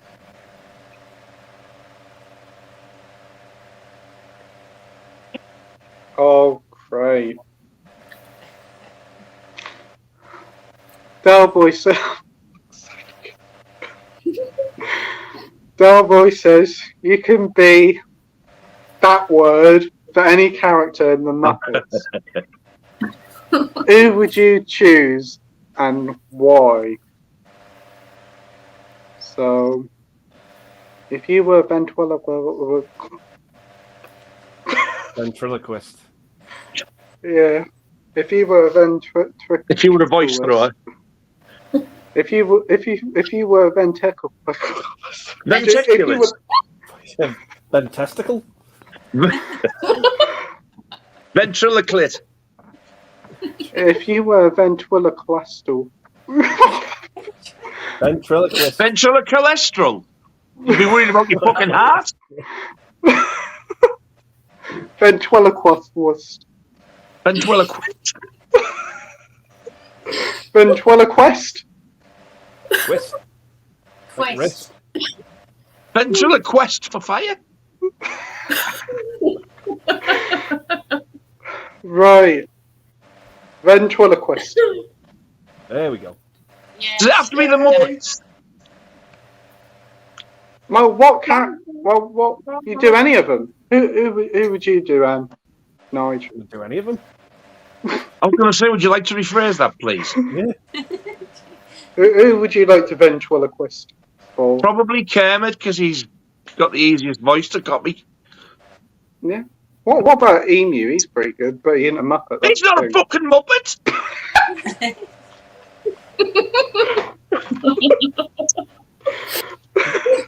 I did say he wasn't a Muppet, but he's a puppet. Jesus. Jim Henson's Emu doesn't quite have the same ring to it. I'd watch it though. I'd probably say Gonzo. Gonzo's pretty good. He's got a coat hanger for a nose, so that's also works. He's got Stanley's a pretty. cock for a nose. Coat hang on my ass. Or Kermit. He's pretty good as well. Any of them. Yes. I'd- Kermit's the easiest voice to do, so I asked him. Yeah, Kermit or Gonzo. So, Andy, what about you? Probably the one that I could do the voice the easiest is probably Beaker. Meep, meep, meep, meep. I forgot about him. Meat. Yeah, meat. Meep, meep, meep, meep, meep, meep. And what about you, Mike? Probably the one behind the drum kit. Animal. Animal. Yeah. I nearly said him. I was surprised you didn't say animal. Isn't there like Yeah, a dog as I well? don't think I can do the voice. Isn't there like a dog Muppet as well that plays the keyboard? Yeah, Rolf. What about you, Scott? I'll probably go with Kermit as well. Awesome. And what about you, Brittany? Which Muppet takes your fancy? Piss Miggy. I was gonna say that. Yeah, I was gonna say Miss Piggy. There you go. Great stuff. Awesome. A very good question there, Delboy. It's just that B word I struggle with. Delboy says, I'm confused. Is Ginger Snaps about biscuits? I've ordered it anyway based on Nige's recommendation. Isn't it? Yes. Trilogy of films. Yes. The The first one's about ginger snaps. The second one's about chocolate digestives. And the third one's about Garibaldi. Custard creams. Oh, chicken's lips. We're back to him again. Oh, I'm too sexy. Garibaldi. I thought the third one was about chicken's lips. I thought it was a spin-off about Todger Dodgers. Mr. Porky's. Mr. Porky's chicken lips. Nice. But I haven't seen it. I think I've seen one of the Ginger Snips before, but I haven't seen... Ginger Snips! Ginger snips. You got a bright fucking orange pair of scissors. Ginger Snips? Fucking hell. Well, I've only seen the first one, I think. I haven't seen the second or third one. But Andy, have you seen the Snaps trilogy? No, I've only seen the first one. Awesome. I pass on that box set, to be honest. Yeah, it's a nice looking box set, but I think it's quite hefty for the price, though, isn't it? What about you, Mike? Have you seen the Ginger Snaps films? Yeah, kind of like Andy. I've only seen the first one, and I thought it was all right, but it didn't do too much for me, so I'll probably pass on that box set as well. Totally get that. Nige, you've seen them, I assume? Yeah, I remember the first one being really good. I really enjoyed it. And in fact, I'm sure I enjoyed all three, but the first one was definitely the best one. I would really like that box set. What about you, Scott? I haven't seen any of them before, but I would definitely like to check them out at some point. I heard great things about them. Yeah, I think the box set comes out next month, don't it?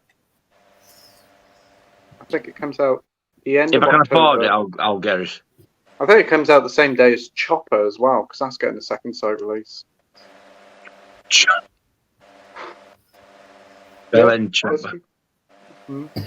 And what about you, Brittany? Have you seen the Ginger Snaps?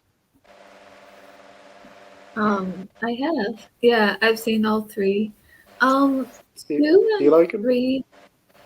I would say the first one's really good, which I like the first one. Although 2 and 3 are okay, but yeah, I think they could have done a bit better with those ones. But yeah, the first one is really good. Okay, awesome. Next up, we have Brian Drums here saying hey. Hey, Brian, thanks for joining. Hello, Brian. Hey, hope you're doing well. We have a question from Delboy here saying, if you could ask each other one question that you always wanted to know about them, what would it be? Feel free to ask it.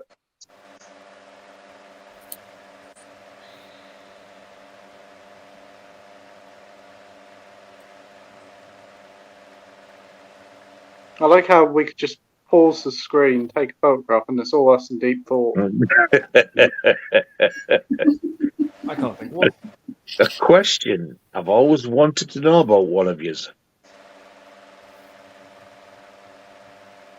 Why are you such a cunt?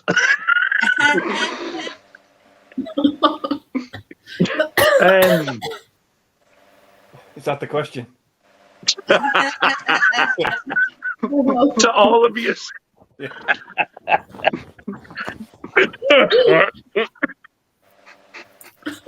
Question I want to know. That's a tough one. That is a tough one. Very tough. I've got what I've thought of one to ask. Mike, what's your favourite video game? Ooh, my favourite video game. It's probably got to be the Nintendo 64 GoldenEye, James Bond. Nice, very nice pick. Yeah, or if something more modern, I'd probably have to say Halo, or just the whole Halo series. Yeah. Awesome. Very good picks. Nice. I would probably ask Mike. Why am I getting all the Why are you so quiet and reserved? Because you've got that many skeletons in your closet, it's a fucking cemetery. And you're really some sort of a fucking hellraiser. No, I'm quiet and reserved most of the time. What a disappointing answer that was. Oh. I can't think of any other questions. Anybody else think of any questions they want to ask? Anybody? I have one. Go on then, Brittany. Fire away. Well, one question, for all of you here, what are your phobias? And, is there any movies that you have seen that have a certain phobia you have, and it just got to you and it just maybe really scared you? Well, one for me is anything with spiders. Any films with spiders I won't even watch. Arachnophobia, gonophobia. Will not be watching it. Yeah, I agree. think Nige is the same with the spiders, isn't you? Yeah, I got up today, right? Yeah. And I was just walking into the living room. I'm not exaggerating here at all. And I was just looking. I was just about to walk in. I thought, "What the hell is that?" I can see out the corner of my eye, out the corner. And when I looked up, I only think, as far as house spiders go, It was the biggest spider I've ever seen in my life in the flesh. Oh. No. I got goosebumps and I was shaking. Laura had to get it; she was shaking. It must have been about that big, legs included. It was huge. The body was about that big. Oh, dear. It was massive. Yeah. Because at first I looked and I thought, that can't be real. It looks like somebody stuck one of those fucking things from Australia up there. It was absolutely fucking humongous. And what pisses me off is these dickheads, oh, don't kill spiders. They're your friend. They look after the environment. When you're shit scared, you're going to fucking kill them. It had to die. I was petrified. So what did I do? Years ago, went and bought Arachnophobia like a dickhead and watched it. I was itching. It was horrible. Yeah, anything with spiders in, I will not watch. Even if it is, even something like the spider in, like, I think it's one in Harry Potter and the second one. Jeez. Yeah. Oh yeah. Yeah, I went to the Harry Potter studio tour, and I was looking around for the prop, and my ex at the time nudged me and went, "Look up," and it was dangling there, and I nearly shat myself. Because are you scared of it as well? Because yeah, but I can watch Arachnophobia no problem. It's just in the flesh when they're there. I can watch it, but I'll watch things with spiders and I'm like, oh fuck, look at that. Yeah. My two big ones are spiders and heights. Mine, same. I'm terrified of falling. And what it is, it's just falling is for me it's terrifying. But spiders as well.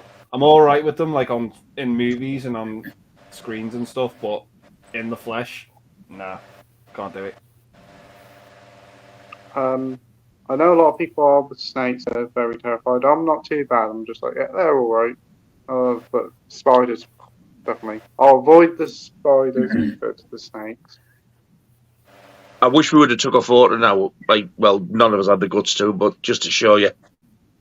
I said to her, is that the biggest one you've ever seen? And she didn't even hesitate to. Yeah. It was absolutely huge. Well, there's one outside near the fence of our house, right near the door, may I say. Every night it pops out and it's like that. There's a huge body. And it just sits there all night. And then it goes back in. It does. Don't have a problem with him if they stay outside. Yeah, I'm just like, are you going to come in? It never comes in, touch wood. I probably will come in now, I've said that. But it stays outside all the time at our gate that we use to go in. Daytime it's all right. At night, hordes of spiders on it. Oh. I remember when it was going from dark nights to light, and it was just starting to change, and it was starting to warm up a bit. There was one out the back, but it had a web on the pole that used to have a washing line on. And she's going, I went, no, I said, it doesn't bother me there. It was about that big, but it was a garden spider, so it had like a pattern. I even said hello to it a few times. We had a nice little, you don't fuck with me and I won't fuck with you thing going on. It just went away eventually. But that, I honestly can't tell you what that was. That was straight from the fucking pits of hell, that today. Yeah. Oh, man. Wow. Scary stuff. Yeah, I can't do anything with spiders because not only seeing them in person, terrifies me probably more, but even if I see just a picture of it, or if I see them in a movie and they're like, what if they're up close? I still get very terrified, almost like if it's right there, because I just start screaming, and sometimes I get so scared where I freeze up, and I feel like I can't move, and sometimes I feel like my arms get really shaky, and I hate it, and that's why Yeah, that's why I can't watch any movie with spiders, because I feel like I have to be far away from the TV. And yeah, I remember I did watch Arachnophobia. I was 8 at the time, and yeah, Dear me. traumatized me. Especially the wine cellar scene, because that was intense. So yeah, since then, yeah, I had a fear of them, and that they still traumatize me because of the movie, and it's like, and I've heard that yeah. No, you're right. You say. Okay. I think they're gonna do a remake of it. I mean, that's I have from heard what, a reboot of it. No. yeah, like no, why? No one film I won't be watching. No.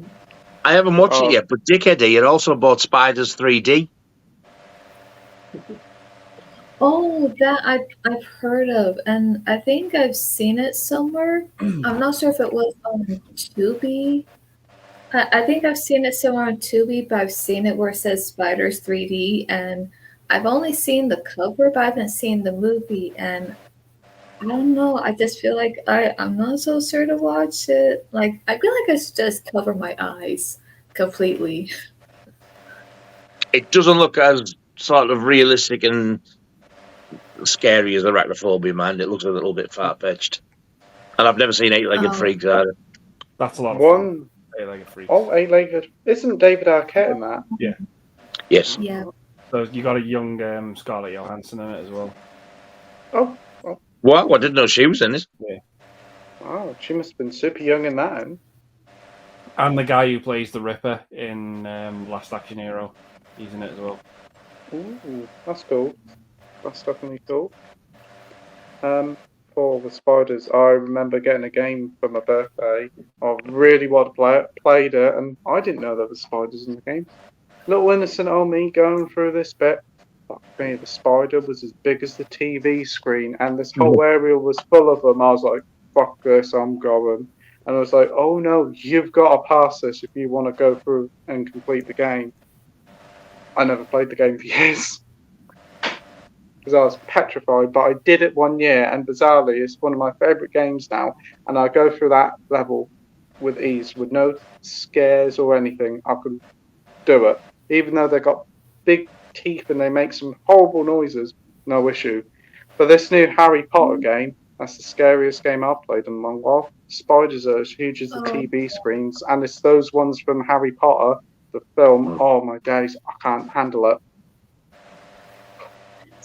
Yeah, there was like me neither. There was like this haunted mansion level where you're walking through the store, the door slams shut, and one of those spiders comes straight at you. I was like, "Fuck this! I'm finishing." I really want to try that game. To be fair, it's good. I hate those videos like on Instagram. You see, where it's just like it starts off dead small and then it just jumps at you. I do. Oh, fuck them. I can't stand them. I hate. Yeah, it annoys me that as well. Yeah. Yeah, people think it's highly amusing to send you them. I was in bed once looking at one and having I launched my phone across the room. Just out of fear. Spider! Yeah. I think I watched one in bed when I got up early one morning and I rolled out of bed. I did. Whoa. Because it terrified me that much. I jumped back and I fell out of bed. I was like, shit me, never looking at my phone in bed again. You know what? But it's a horrible phobia to have as well because there's nothing you can do about them. They're horrible. It was bad when I was a kid and about 5 or 6 years ago. Every time before I go to bed, you search all around the ceilings. Ooh. Oh, I'm on high spider alert after the day now. It's September, it's the mating season, that's why they come in. Oh dear. Well, apparently, somebody said, that the hide, you actually live with them all year round, but they normally hide away. Yeah, fuck off, don't come out. Or you will get splattered. But can't you get like some like repellent or like nets or something that they don't come in at all? I got these things from Amazon where you plug them in and it sent off some sort of vibration-y thing, but I don't know whether they were working or not. I sent them back. They were a bit cheap all looking. I used to get this spider spray off eBay, but it killed them pretty much straight away. But my guy used to fucking choke you. It felt like you had these like little plastic balls all over the back of your throat, and you're like going, Wow. It was horrible. But it was good stuff. He got rid of them. I know there's you can put something around your house. I can't remember what it was, but they don't like the scent of it, so they don't come near your house. I can't remember what it was. They don't like them. What? Apparently they don't like conkers. Don't they? I can't remember what it was, but they say it don't harm them. It just, as soon as they get a whiff of it, they just don't come. So maybe that's the thing to do, but I can't remember what it is. But well, that's useful.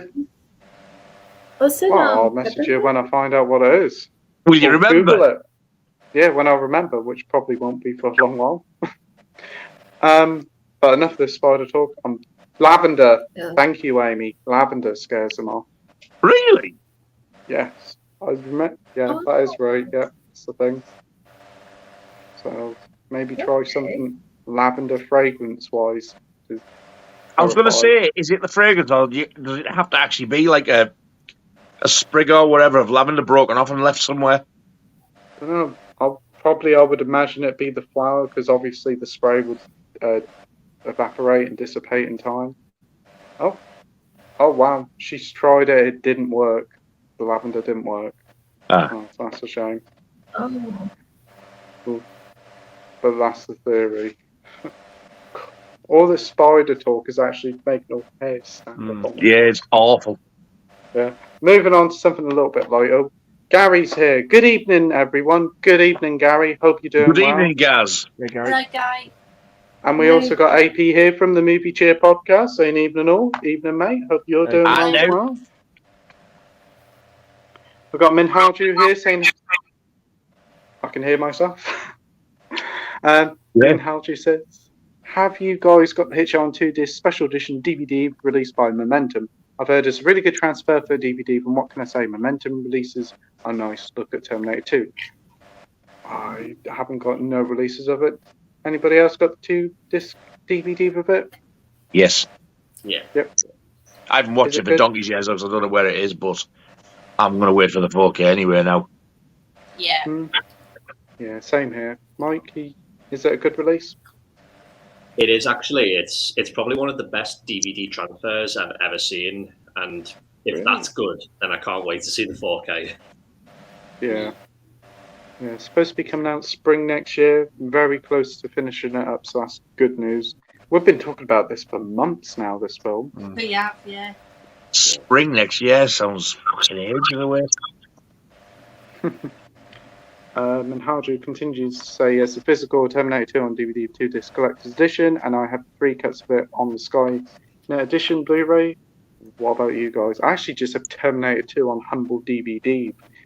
And actually, the pitch quality isn't too bad on that. I think it's a Studio Canal release. But I wouldn't mind upgrading it to Blu-ray, or if they did a better version of it on 4K. You guys have Terminator 2 on Blu-ray or 4K, Andy, Mike? Just Blu-ray. Yeah, Blu-ray. Scott, Nige? I've got it on 3D Blu-ray with a slip. It looks fantastic in 3D. I can imagine the prison sequence where he goes through the You would think it had been filmed in 3D. It's that good, not converted. It looks like it was made in 3D. It's fantastic to hear. Scott, you got it? Yeah, I've got like that big sort of like vinyl box set that comes with 4K Terminator 2, which is a really good set actually. Yeah. Very nice stuff. Very nice stuff. And is that what about you? I was up and down about that. I'm not sure, to be honest. I haven't looked at it in quite a while, so I'm really not sure if it's still in. I think I have seen it available on Amazon in the past month or two, but it's still pretty pricey, I think. Oh, it is. What about you, Brittany? Have you got Terminator 2 on DVD? No, I haven't. But I would like to, though. Awesome. I used to have that VHS blue tin. Did you ever see it? I think I have seen it in people's videos before, and it's really nice. It is. Yeah. You'd lift a tin up, and both Terminator films were in there on VHS. Yeah, I think there might be another one or two things in there as well. I don't have it now, but I used to always. Minhaji says the transfers Crystal Therapy do not for DVD bomb and press and will not get rid of it if you guys have the DVD bombs. Yeah. I might actually keep an eye out for that. Right, we've got Sai here saying he's bit the bullet and he's watched Barbie yesterday. And oh my fucking god, what a pile of turd. I wanted to switch it off after 10 minutes, but I battled through, at least I can say I've seen it.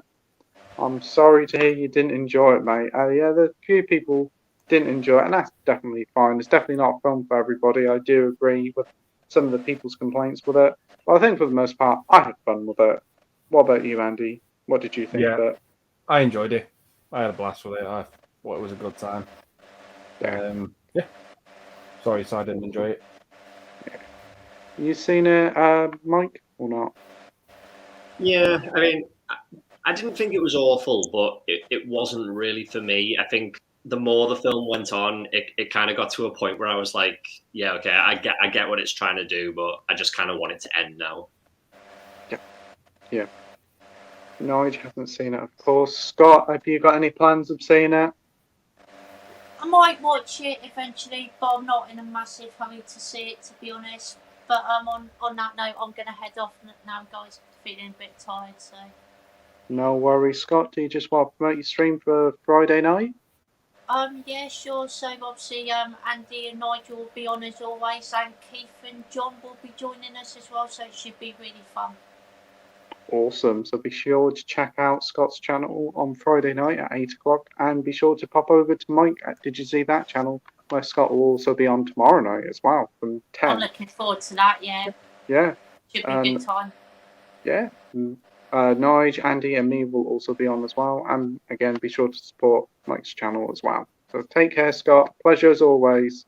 Yeah, thank you for having me on again, Pete. Really appreciate it. Yeah, no worries, mate. You take care. And speak to you soon. See you tomorrow, mate. Take care. Bye. See you tomorrow, Scott. Bye. See you tomorrow, Scott. Bye. And then there was 5. Awesome. So, Brittany, have you seen Barbie, and what's your thoughts on it? I haven't seen it yet, although I saw the trailer and, it looks good, and yeah, I would like to go see it. Oh, well, I hope when you see it, you enjoy it. We have Marvel fans saying, hi, how are you all? Not doing bad. Hope you're doing well, my friend. Good evening, sir. Marvel fan says, I've just finished watching all 31 Carry On films and 13 Carry On laughing and few documentaries as well. I'm leaving Carry On Christmas until December. Holy Brilliant. shit. What did you think of Carry On Columbus? What dedication, mate. That is very impressive. 31 films. Wow. What were some of your favourites? What were some of your least favourites? Really be interested to hear what you think. And let us know what you thought of Columbus. I'm intrigued. Julian Clary's in that one, isn't he? So is Rick Mail. Wow. And it's still terrible. Oh dear. Dalboy says, I wish you all well, but I've got to look after Mumsy. You're all in the blog this weekend. Off to watch the Balance of Trinians later. So Excelsior and Saloon. So take care, Dalboy. I hope your mum's doing well. See you later, mate. Hope she's all right. Take care. Gary says the best thing you can do with an eco case is burn it. That'll do it. We have Keith here saying, can someone please explain to me what the fuck is Crapper Scrapper and where can I get a bus for it?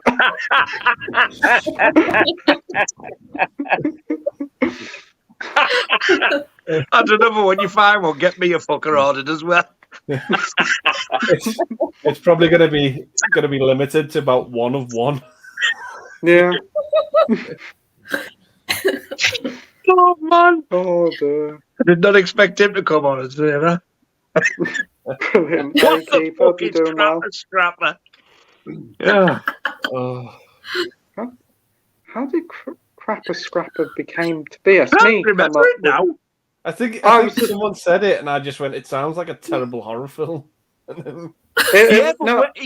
was him saying something wrong again. Josh brought up Scrapper, and I said Crapper. Oh, Crapper Scrapper, and then that's how it came to be. That was it.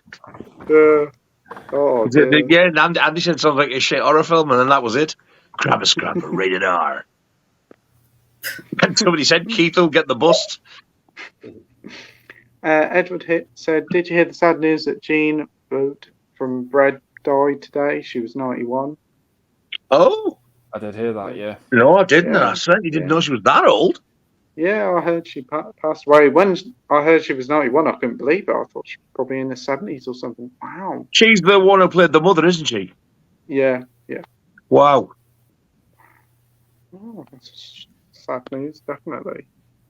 Yeah, that's not good. Gary North says Choco's a must buy. Nice. Anybody seen? Is that an Choco? English film? It's Australian, I think. Yeah, Australian. Is it? I wasn't a big fan is it of it, good? to be honest. Yeah, I'm a bit dodgy whether that could. I thought, is it Eric Bana? Yeah. I thought his performance in it was really good, but I thought it was a one-time watch for me. That. Yeah. I'm not going to go back to that anytime soon. I should imagine the release they'll release by a second site will be really nice. I'll do a booklet and all that, but be quite expensive at £50 probably. To tell you the truth, it doesn't matter what they release, they always sell out. They are very nice releases, I must admit. The booklets are always proper books, aren't they? And they always go. I'm still kicking myself not getting the guest. What a film! That is a brilliant film. Oh. I missed the guest. I missed Revenge that I wanted. I missed The Craze. I remember where I found a copy of Revenge, the second site big box set one, for about £5 on an eBay auction, and I decided not to bother, and I've regretted it ever since. I missed the guest, but I got it on eBay for a decent price, and it came in immaculate condition. Wow. Yeah.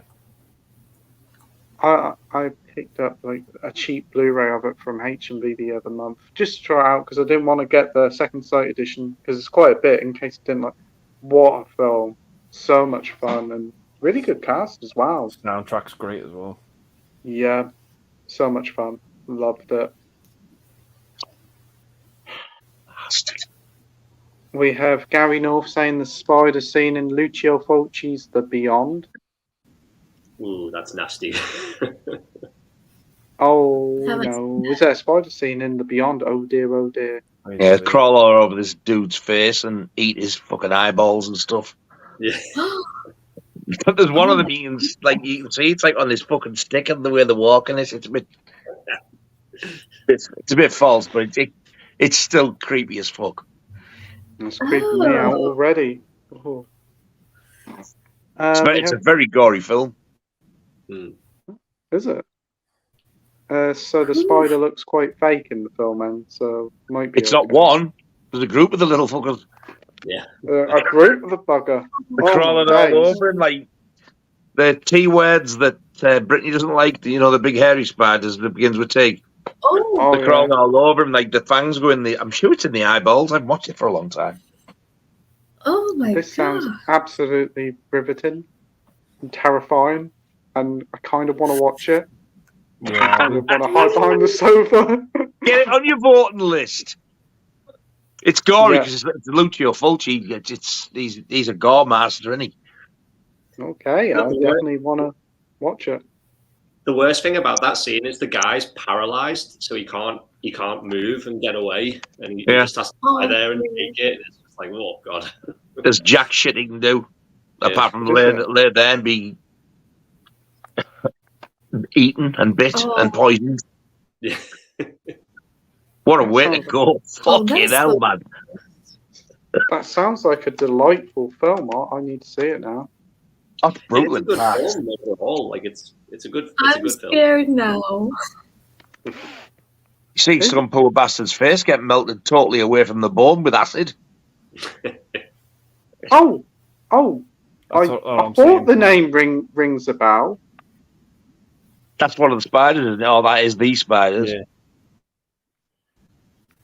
Oh, it's on Shameless, isn't it? What? Arrow released it as well. Well, if it's Arrows the one, will be probably uncut. I think if it's Amy got me it the other week. I haven't seen it yet. No way. Yeah, Amy did. I thought the name ringed a bell. Yeah, she did get me a copy of it the other week and unboxed it, and it's got the original. Like, is it? Yeah, she's just messaged me. I have got it. So, okay. You've got to watch that then. There you go.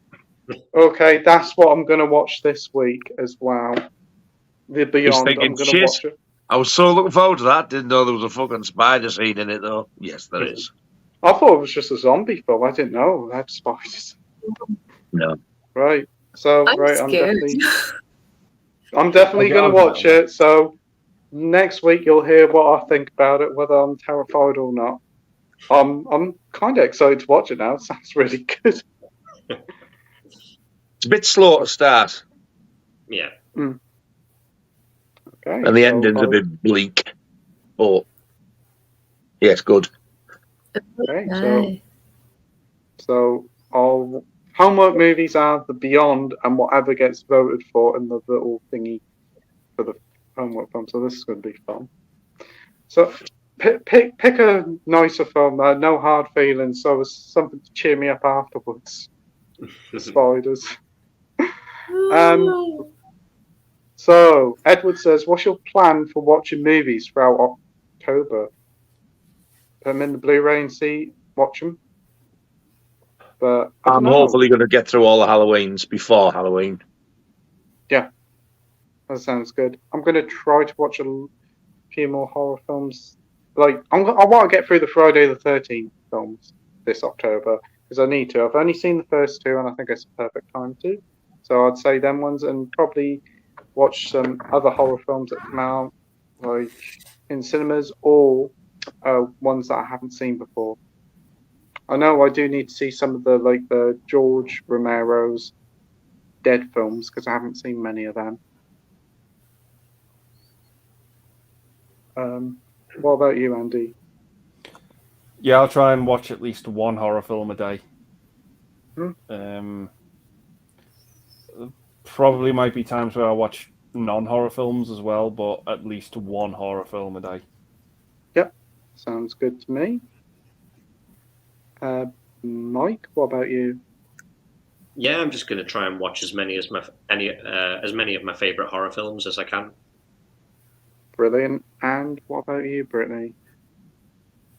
Well, this is something I like to do in October every year, where I get to watch horror movies all month in October. And there are some that I'll watch where I've seen before, and if there are some that I haven't seen before, then I'll watch those in October. Oh, that sounds good to me. Very good pick. And Nige, you did say yours, didn't you? Yeah, I'm going to hopefully watch all the Halloweens before Halloween, and then on Halloween night I will be watching possibly the original, but definitely be watching Halloween 3 on Halloween night as well, with like Trick or Treat, Tales from Halloween probably as well. Oh, I'll tell you what I do want to watch before Halloween. New Nightmare, the only one I haven't seen from the Nightmare on Elm Street box set. I haven't seen it yet. Such a good film. It's so clever. I do want to see that. So, we have Minhaju saying, "What's your thoughts on Bram Stoker's Dracula with Gary Oldman as the legendary Count Dracula and Mary Shelley's Frankenstein with Robert De Niro as Frankenstein's monster?" They're just Mary Shelley.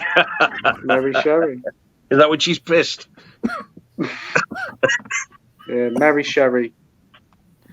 And I enjoy Bram Stoker's Dracula. I think it's quite good.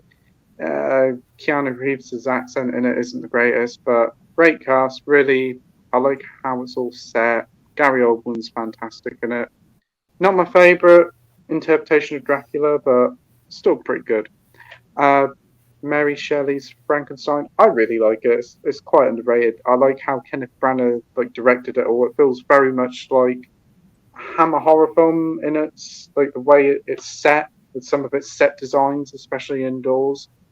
But yeah, it's a little bit too overlong, but I enjoy it. It's not too bad. What about you, Andy? What's your thoughts on those two films? I love Bram Stoker's Dracula with Gary Oldman. I love that film. It has its flaws, but overall, I absolutely love it. The Mary Shelley's Frankenstein. I do like that film, but it's a bit over the top for me. It's a bit silly in parts. Yeah. With its tone, but it is entertaining. I actually watched that film at school, and there was a bit in it towards the end, and when it happened, the whole class just burst out laughing. But yeah, it is good. It is entertaining. Oh, awesome. What about you, Mike? The Dracula one, I've tried to watch that film 3 or 4 times, and I just can't get into it, and I really wish I could, but I just can't for some reason. And the Frankenstein one it's okay, but I think like Andy says, it's a bit over the top, and I can't really get on board with Robert De Niro cast as the monster. It's weird casting. Yeah, I get that. What about you, Nige? I've never seen Frankenstein because I hated Dracula and I thought it was going to be similar, so it's always put me off. Yeah. So I've only ever seen Bram Stoker's Dracula once, and I couldn't stand it. Yep, it's understandable. And what about you, Brittany? Well, with Frankenstein, I saw once, and yeah, I thought it was strange with Robert De Niro as the monster, but I do think they could have picked someone else. And I do think some things were okay, but yeah, I think maybe they could have done it a little bit more differently. But yeah, I thought it was in a way okay. But yeah, could have done better. But with Dracula though, I mean I thought it was good, but I do think certain things could have been taken maybe a little bit more serious with some things, like with the story, the characters, and especially like the romance between the two characters. But the one thing I did not like was the beginning, like how it started, because you hear a baby crying. I'm like, okay, like what's going on? And then I was starting to get the idea of what was going to happen, because you see these 3 female vampires, and you see Gary Oldman as Dracula, and then I was starting to picture of what they were gonna do. I'm like, oh no, like is this like a sacrifice or something, for them of what they're about to do? And I didn't like that. I hated it, and I'm like, because after that, then I was starting to really question, like, okay, what's gonna happen in this movie? Because so far I don't like that at all. Like with the baby being used as a sacrifice, for them to feed. Like I just hated that. Yeah, great answer there, Brittany. We have Gary North here saying Bram Stoker's Dracula is great, plus you get a random Monica Bellucci appearance in the film, which is always good. Minhaju didn't used to like Bram Stoker's Dracula at one point, and now I see how good it is, as it's a classic in his opinion. I just appreciate the story and design and practical effects. Brilliant stuff. That's how I used to feel about it. I didn't like it at all the first time I watched it. It just grew on me. Yeah. Yeah, I know a few people who weren't a big fan on it at first and then really liked it. Malfapan says, I heard mint might do the trick to get rid of spiders. Mint. Yeah, I've heard that. Could be. Yeah, could be. That's worth a try. We have Mike here from T Shizzle saying, "Evening, everyone." Hey, Mike. Hope you're doing well, my friend. Hi. He watched Sound of Freedom and Jurassic Park in 3D last week. Absolutely brilliant, both films. I can imagine watching Jurassic Park in 3D was a true amazing event. I heard a lot of things about Sound of Freedom. I don't know whether I'll check that one out. What do you think of those films, Andy? I haven't seen Sound of Freedom, but for Jurassic Park. Absolutely love it. That's another movie where it's got one of my favorite deaths in it with the lawyers on the toilet. That is, yeah. Yeah. Mike, thinking about checking out Sound of Freedom, and what's your thoughts on Jurassic Park? I've not heard of Sound of Freedom, to be honest. So yeah, I don't know. But Jurassic Park, yeah, it's one of the best, isn't it? Absolutely fantastic film, and definitely the best and the only Jurassic film you need to watch. Yeah. Yep. You agree, Nige, and have no interest in Sound of Freedom? I've never even heard of Sound of Freedom, but Jurassic Park's amazing. I did say to Mike, because he told me he was going to see it, I said, I think you're going to love it in 3D. I said, it looks fantastic on 3D Blu-ray. So, Jesus, what's it going to look like in the cinema or on IMAX? It's going to be amazing. Yeah, definitely. I quite enjoyed it, mate. Like Terminator 2, it actually looks like it was made in 3D. It looks fantastic. Fantastic. And Brittany, I know you're a big fan of Jurassic Park. What about Sound of Freedom? Have you heard of it? I haven't heard of it. I think this is the first time I've heard of it. Yep. And big fan of Jurassic Park, aren't you? Oh yeah. Like, I remember watching it a lot when I was very little, and when it came out in theaters in '93, I was a year old at the time.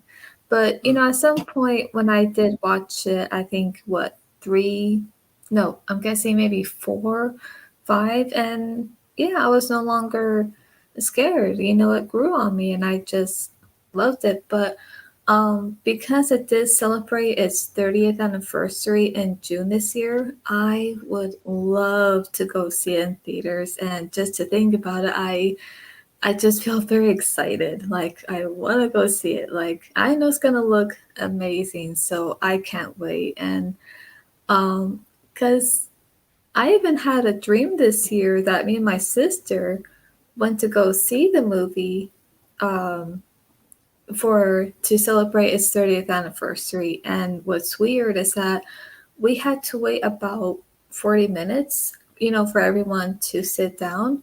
So I told my sister, like, oh, I'm going to go get a drink, but I already had one. So I got myself another drink, and it was just weird. And I walked outside of the theater, and this guy who worked at the theater, he was giving out free Jurassic Park merchandise, and he pulled out a pair of socks, which I thought was weird, but at the same time I thought, well,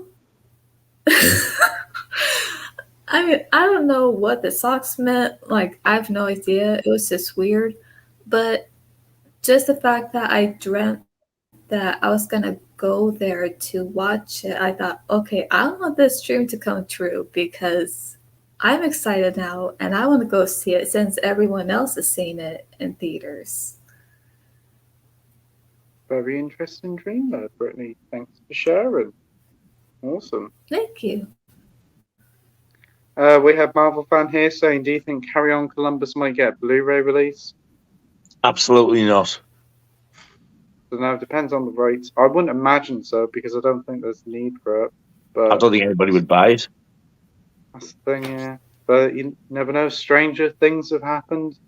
Some random films get Blu-ray or even 4K releases, and you're like, why? So actually, I haven't said that. It didn't even get a DVD release over here, did it? We all had to get, whoever's got it, we all had to get the Australian import. So it actually is a possibility. I've never thought of that. You never know. Could happen. Would you pick it up though if it got a Blu-ray? No, because I don't have any of the others on Blu-ray. No. If I had the other 30 on Blu-ray, then yeah, I'd have to. So we have David here saying, good evening, guys, and Brittany. Picked up the James Bond 50th anniversary box set on Blu-ray, 30 quid from CX. Amazon, it goes for 135. Wow. From Amazon to buy it from Amazon, it's 76 second hand. Amazing box set. That is a really good little deal there, David. Wow. A great selection of movies. Well done. So he asks us, what are some of your favourite James Bond films of all time? I think I know what Andy and Mike's are. Will it be A License to Kill? No. Absolutely. Did you just say no, Mike? Yeah. You said no, and he said absolutely at the same time. Would it be License to Kill? No. Absolutely fucking not. I just like to keep people on their toes, but yes, absolutely. License to Kill. Yeah. I thought you'd be fucking serious. Yeah, I do agree. It's definitely one of the best Bond films. Top tier stuff there. And you Any still other need ones you like? Oh yeah, he still needs to see it. Oh, you don't gotta you, watch it, Nige? Nige. What? License to Kill. Why do I need to watch that one again? 'Cause it's like a slasher. You need to watch it on the basis that it's fucking brilliant. That's what you told me about Smile. I never said that about Smile. He did. Did not. I do Me like too. Smile, but Is it like a slashery thing? It's more Someone's like ringing me a bell why you told me to watch it, because I had forgot all about it. It's a really dark Bond film. It's unlike Bond. It's like a really 80s thriller. Revenge film. Like Death Wish, kind of. It is like a Death Wish. That's it. Yeah. Who played Bond in that one? Timothy Dalton. Timothy Dalton. I've never seen any of his. Keep trying to persuade me. I might change my mind. He's gone off to watch it. Wow, that was a quick. What was License to Kill like, Nige? It was all right. skip through bits. It's just brutal and it's just violent for like a James Bond film. It's the most violent one there is. Hello. There is a couple of scenes in it that are really brutal. Yeah. I was like, wow, I was not expecting this. That's why they don't show it in the afternoons on bank holidays. Yeah. Oh. It's 15 for a reason, and it deserves its 15 rating. Is it the only one that's a 15? Yeah. Yeah, more or less. Wow. All of them prior to it were PG. Bloody hell. And then that one came out and it was a 15. And when you watch it on TV, it's heavily edited. Wow. There is some like really gory bits in it. Yeah, one scene, quite a bit of blood. Yeah. There's two scenes. I mean, when I was a kid, I used to like Goldfinger and From Russia with Love. But now I just see them as like, some of them credits that I just think straight away, fucking Bank Holiday. Yeah. But yeah, I'm probably willing to give that a go. If any of them you'd like, it would be that one. I'm sure Laura's got my dad's DVD box set. I'm sure she's got it. So will it be in that? I imagine so, yeah. Will that be the uncut one? Should be. Yeah. Yeah, I'd imagine so. My Blu-ray is, and I think all physical editions have been. It's just when it's on ITV. Right. But if you License haven't to got it, Kill. it is on Amazon Prime. You can watch it on Blu-ray, HD on there. I think it might even be in 4K on there, and that's uncut on there as well. Oh, well, we've got Amazon Prime, so yeah, I'm probably better off just worth watching it on checking there. out. I think you'll love it. I think you'll have a blast with it. Send me a I think reminder you to will watch do. it. What about you, Brittany? What's your favourite Bond film? I don't have one because I haven't seen them yet. So I still worries. need to check them out. No worries. Hope you enjoy them when you get round to them. For me, my favourite probably is The Spy Who Loved Me. It just feels like a very quintessential Bond film, but License to Kill is definitely in the top 5. Really good film. Marvel Fan says, already watched Carry On Columbus, but it is my second viewing. The first viewing was a few months back. So you've seen it twice. Wow. And you thought? I haven't seen all the black and white Carry On films before my first time. Enjoyed. He enjoyed it so much he fucked off.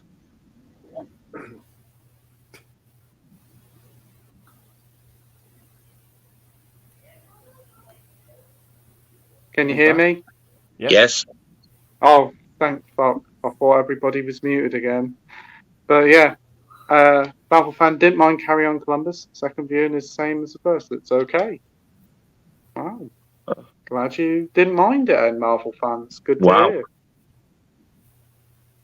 David's asking, how's Laura doing? I've just had to do a massive yawn. So she's doing all right. She's recovering well. Kidney's still going and everything, but she's just still exhausted all the time. The doctor said it can take up to about 6 months to sort of heal and everything.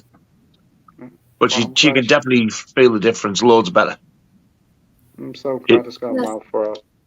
Yeah. Beats being on dialysis. Right, we have Sayat got a question for you, Andy, saying, is the Silent Partner worth spending £30 for the Blu-ray or 20 quid for the DVD? Oh, I would pay that extra tenner for the Blu-ray. 30 quid though, oh man, it's a bit steep, like, but I enjoyed it. I thought it was a really good film.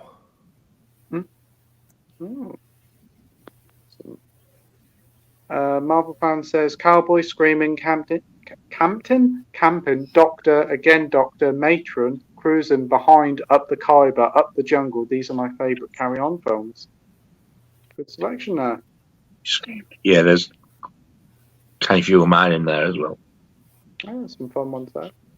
Yeah. Does anybody know, does this go for silly money? Yes. Yeah, I think so. Well, really? I've seen that. Yes, it does, yeah. The premium edition of that goes for silly money. It's out of print. That now. Wow.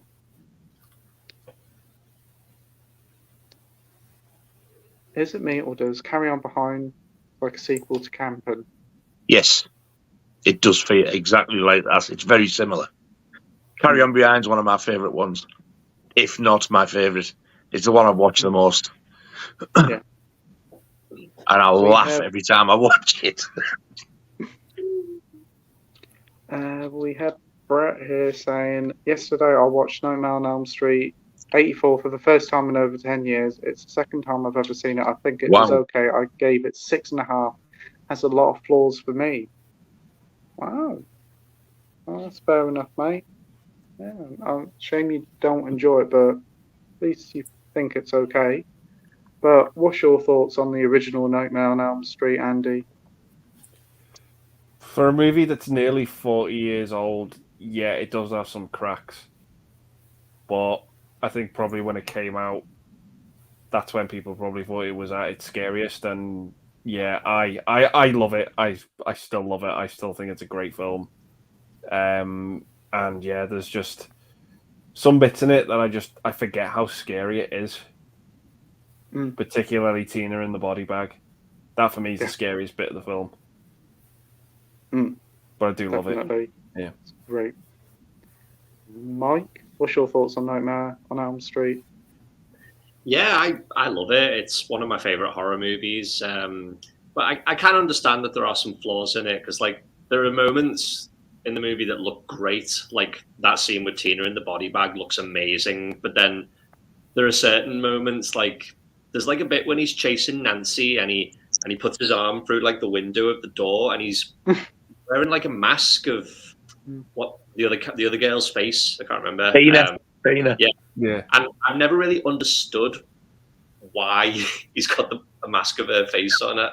Like it doesn't make sense to me, as if he's trying to pretend to be her, but we know it's clearly not her because his arm's through the window. And there's just a few like little moments like that don't really hold up, but overall, they're really good. The bit at the end, right at the end of the film with the mum through the window, that's funny as well. Yeah. Oh, what about you, Nige? What's your thoughts on it?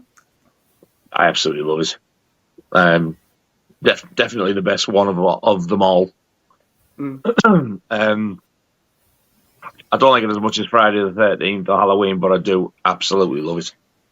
Yeah, and I love the second one as well. I'd give it more than a 6.5 out of 10 easily. Yeah, I agree with the second one. I really enjoyed that one as well. Very underrated film. I only watched the first one for the first time a few years ago. Absolutely loved it. Definitely one of my favourite horror films. Again, just need to watch New Nightmare now. What about you, Brittany? Have you seen the original Nightmare on Elm Street? I have. I saw it once, and yeah, I thought it was good. And I thought, I thought there were some parts that, that maybe seemed or maybe could have been just a little bit more scary. Could add a little bit more. But other than that, I thought it was good. Yeah, awesome. Marvel fan says there was meant to be another horror carry-on film called Carry On Matron Raises from the Grave, according to Carry On Trivia, for Carry On Screaming on the special features. Oh. That'd have been cool to see. Brett also saw Candyman for the first time, and tomorrow I might watch Jaws. Never seen it before. Another first time watch. Jaws. Wow. You'll have to tell us what you think of that, Brett. That is amazing. Hopefully you enjoy it, mate. Sorry says, have any of you seen Perfume, the story of a murderer? I think it's a visual delight. Haven't seen it, haven't even heard of it, but the title sounds cool. Anybody else seen it? Never heard of it. I think I have. I think I have seen it, yeah. I do remember it being visually very good, but I can't really remember much else about it. No? What about you, Brittany? Have you heard of this? I've definitely heard of it, although haven't seen it. I think it was my sister who has seen this, and she didn't like it, and she even told me what it was about and what happened, and I'm like, oh, like, okay, that's just disturbing.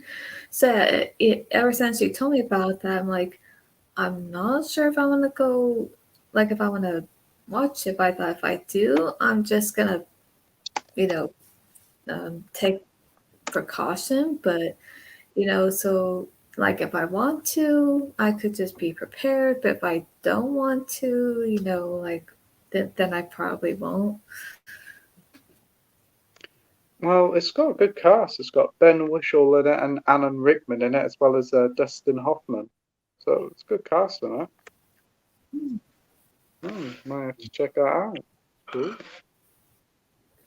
Gary North says, I recommend picking up Gang War in Milan, an Umberto Lenzi film releasing on the 27th of November on Raro Video. HMV have it on pre-order. And that's cool. I haven't actually heard of that one. Anybody heard of that film before? No. I'll have to have a look at the pre-order listings of that one, Gary. Marvel fan says, Nige, have you considered Carry On box set? You could store it in your carry-on suitcase. You don't have to sell the others.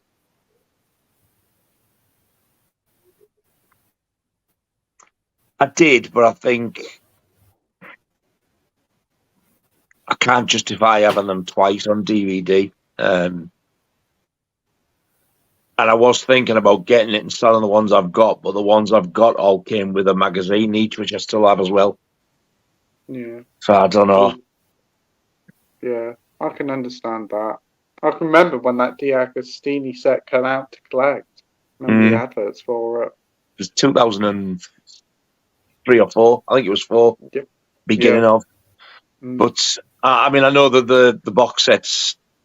I think the picture quality is actually better as well, and you get like little extras and stuff. So I am gutted that I don't have it. But I think because of the amount of money I spent on it and how long it took me to complete, that's what held me back. Mm. Yeah, I can definitely understand that.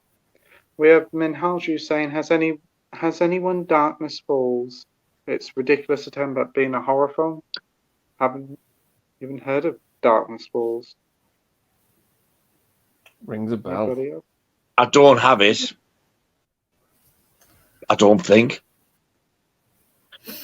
But I'm pretty sure I've seen it. And if I've seen it, I think I thought it was a load of shit. Otherwise, I'd have bought it. Mm. I'm pretty sure it was bad. Yeah, I can imagine it probably is. I've even heard of it. It's going back a while, that one. Minhaju says, does anybody like the Spawn live action film? That's from the 90s, isn't it? Andy? Yeah, the CGI in it's not great, but the best part about it is probably John Leguizamo. Yeah. As the villain. I didn't realise it was him in the role because he's just so unrecognisable. Mm. Yeah, I can remember watching it. It was fine, but nothing special. It's just like one of those typical 90s superhero films. Brittany, you seen it? I haven't seen it. No worries. But we'll check it out. Yeah. We got Minhaju saying about Constantine with Keanu Reeves. Have you seen that, Andy? Yeah, I saw it once and it just summed up mediocre to me. It was like, I didn't think it was great, but I didn't dislike it, and it was just so bang average. And I just never had the desire to go back to it. Yeah, I can understand that. What about you, Mike? What you thought of Constantine? Yeah, I think Andy's got it spot on there. It was really mediocre and really typical movie from the 2000s. Just has that look and feel about it, and yeah, it was just really, really average. What about you, Brittany? I haven't seen it, but yeah, I'll definitely check it out. No worries, and I won't ask Nige because it's like a superhero film. Yeah, I don't mind it. It's pretty good. It's alright. Mainly watch it for Keanu Reeves, but it's not the greatest from the mid 2000s, but it's not the worst. Spawn movie is like the Crow movie. Marvel fan says I watched Carry On England twice, standard and censored edition. Cool. Gary's favorite Bond is Austin Powers. They're fun time. They are. The comment about asking Nige, have you considered getting the box set? I meant 16 disc set. Sorry for any confusion, Nige. 16 disc set. Is there got 2 films on 1 disc or something? The 16 disc contains all 31 audio commentaries, trailers, interviews, documentaries, trivia, still galleries, and 13 episodes of Carry On Laughing. There's got to be more than 1 film on a disc then. Yeah, plus bonus What a Carry On documentary and Carry On England, the censored version. Oh, wow. There's quite a bit in it. I think it is that big box set from Network, isn't it? The red one. Yeah. That's the one I've got. There's definitely 2 films on 1 disc. And that's it. And the final comment of the night is from Gary saying the tongue in the phone is one of the best scenes in Nightmare on Elm Street. It is pretty iconic. Yeah. Yeah. And Marvel fan saying, apologies for going on about Carry On. No, you can keep on talking about Carry On. It's always a joy to talk about it. Brett says he gives Nightmare on Elm Street a 7.5 out of 10, not 6.5 out of 10. My chubby fingers pressed the wrong number. Hey, no worries. It's still a good score, mate. Yeah. Yeah. Minhaju says, is it just me? But I find Blade to have the same feel as a Mortal Kombat film. Don't know about I'm that. guessing it's just you. Yeah, I would assume so. Marvel fan says, good night, guys. Good night, Marvel fan. Good night, miss.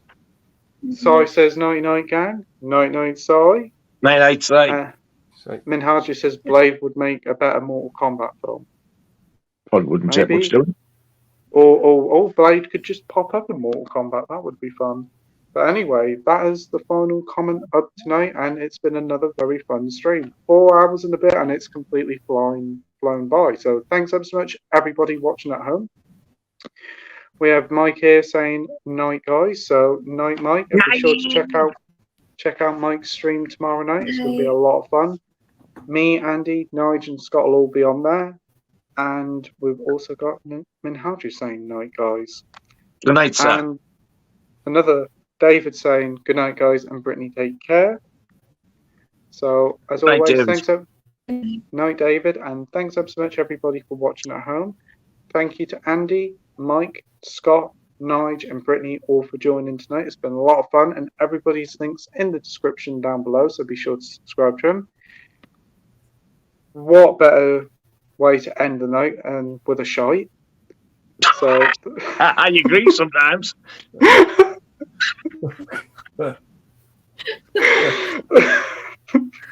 Whacking gripping Richard III.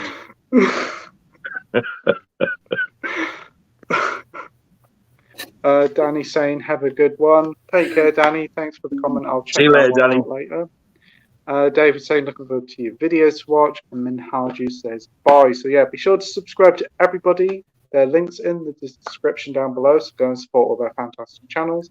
And we'll see you all again next week for another Wednesday night movie live stream. So take care all. Have a great weekend. Bye. Ta-ta. Bye. Ta.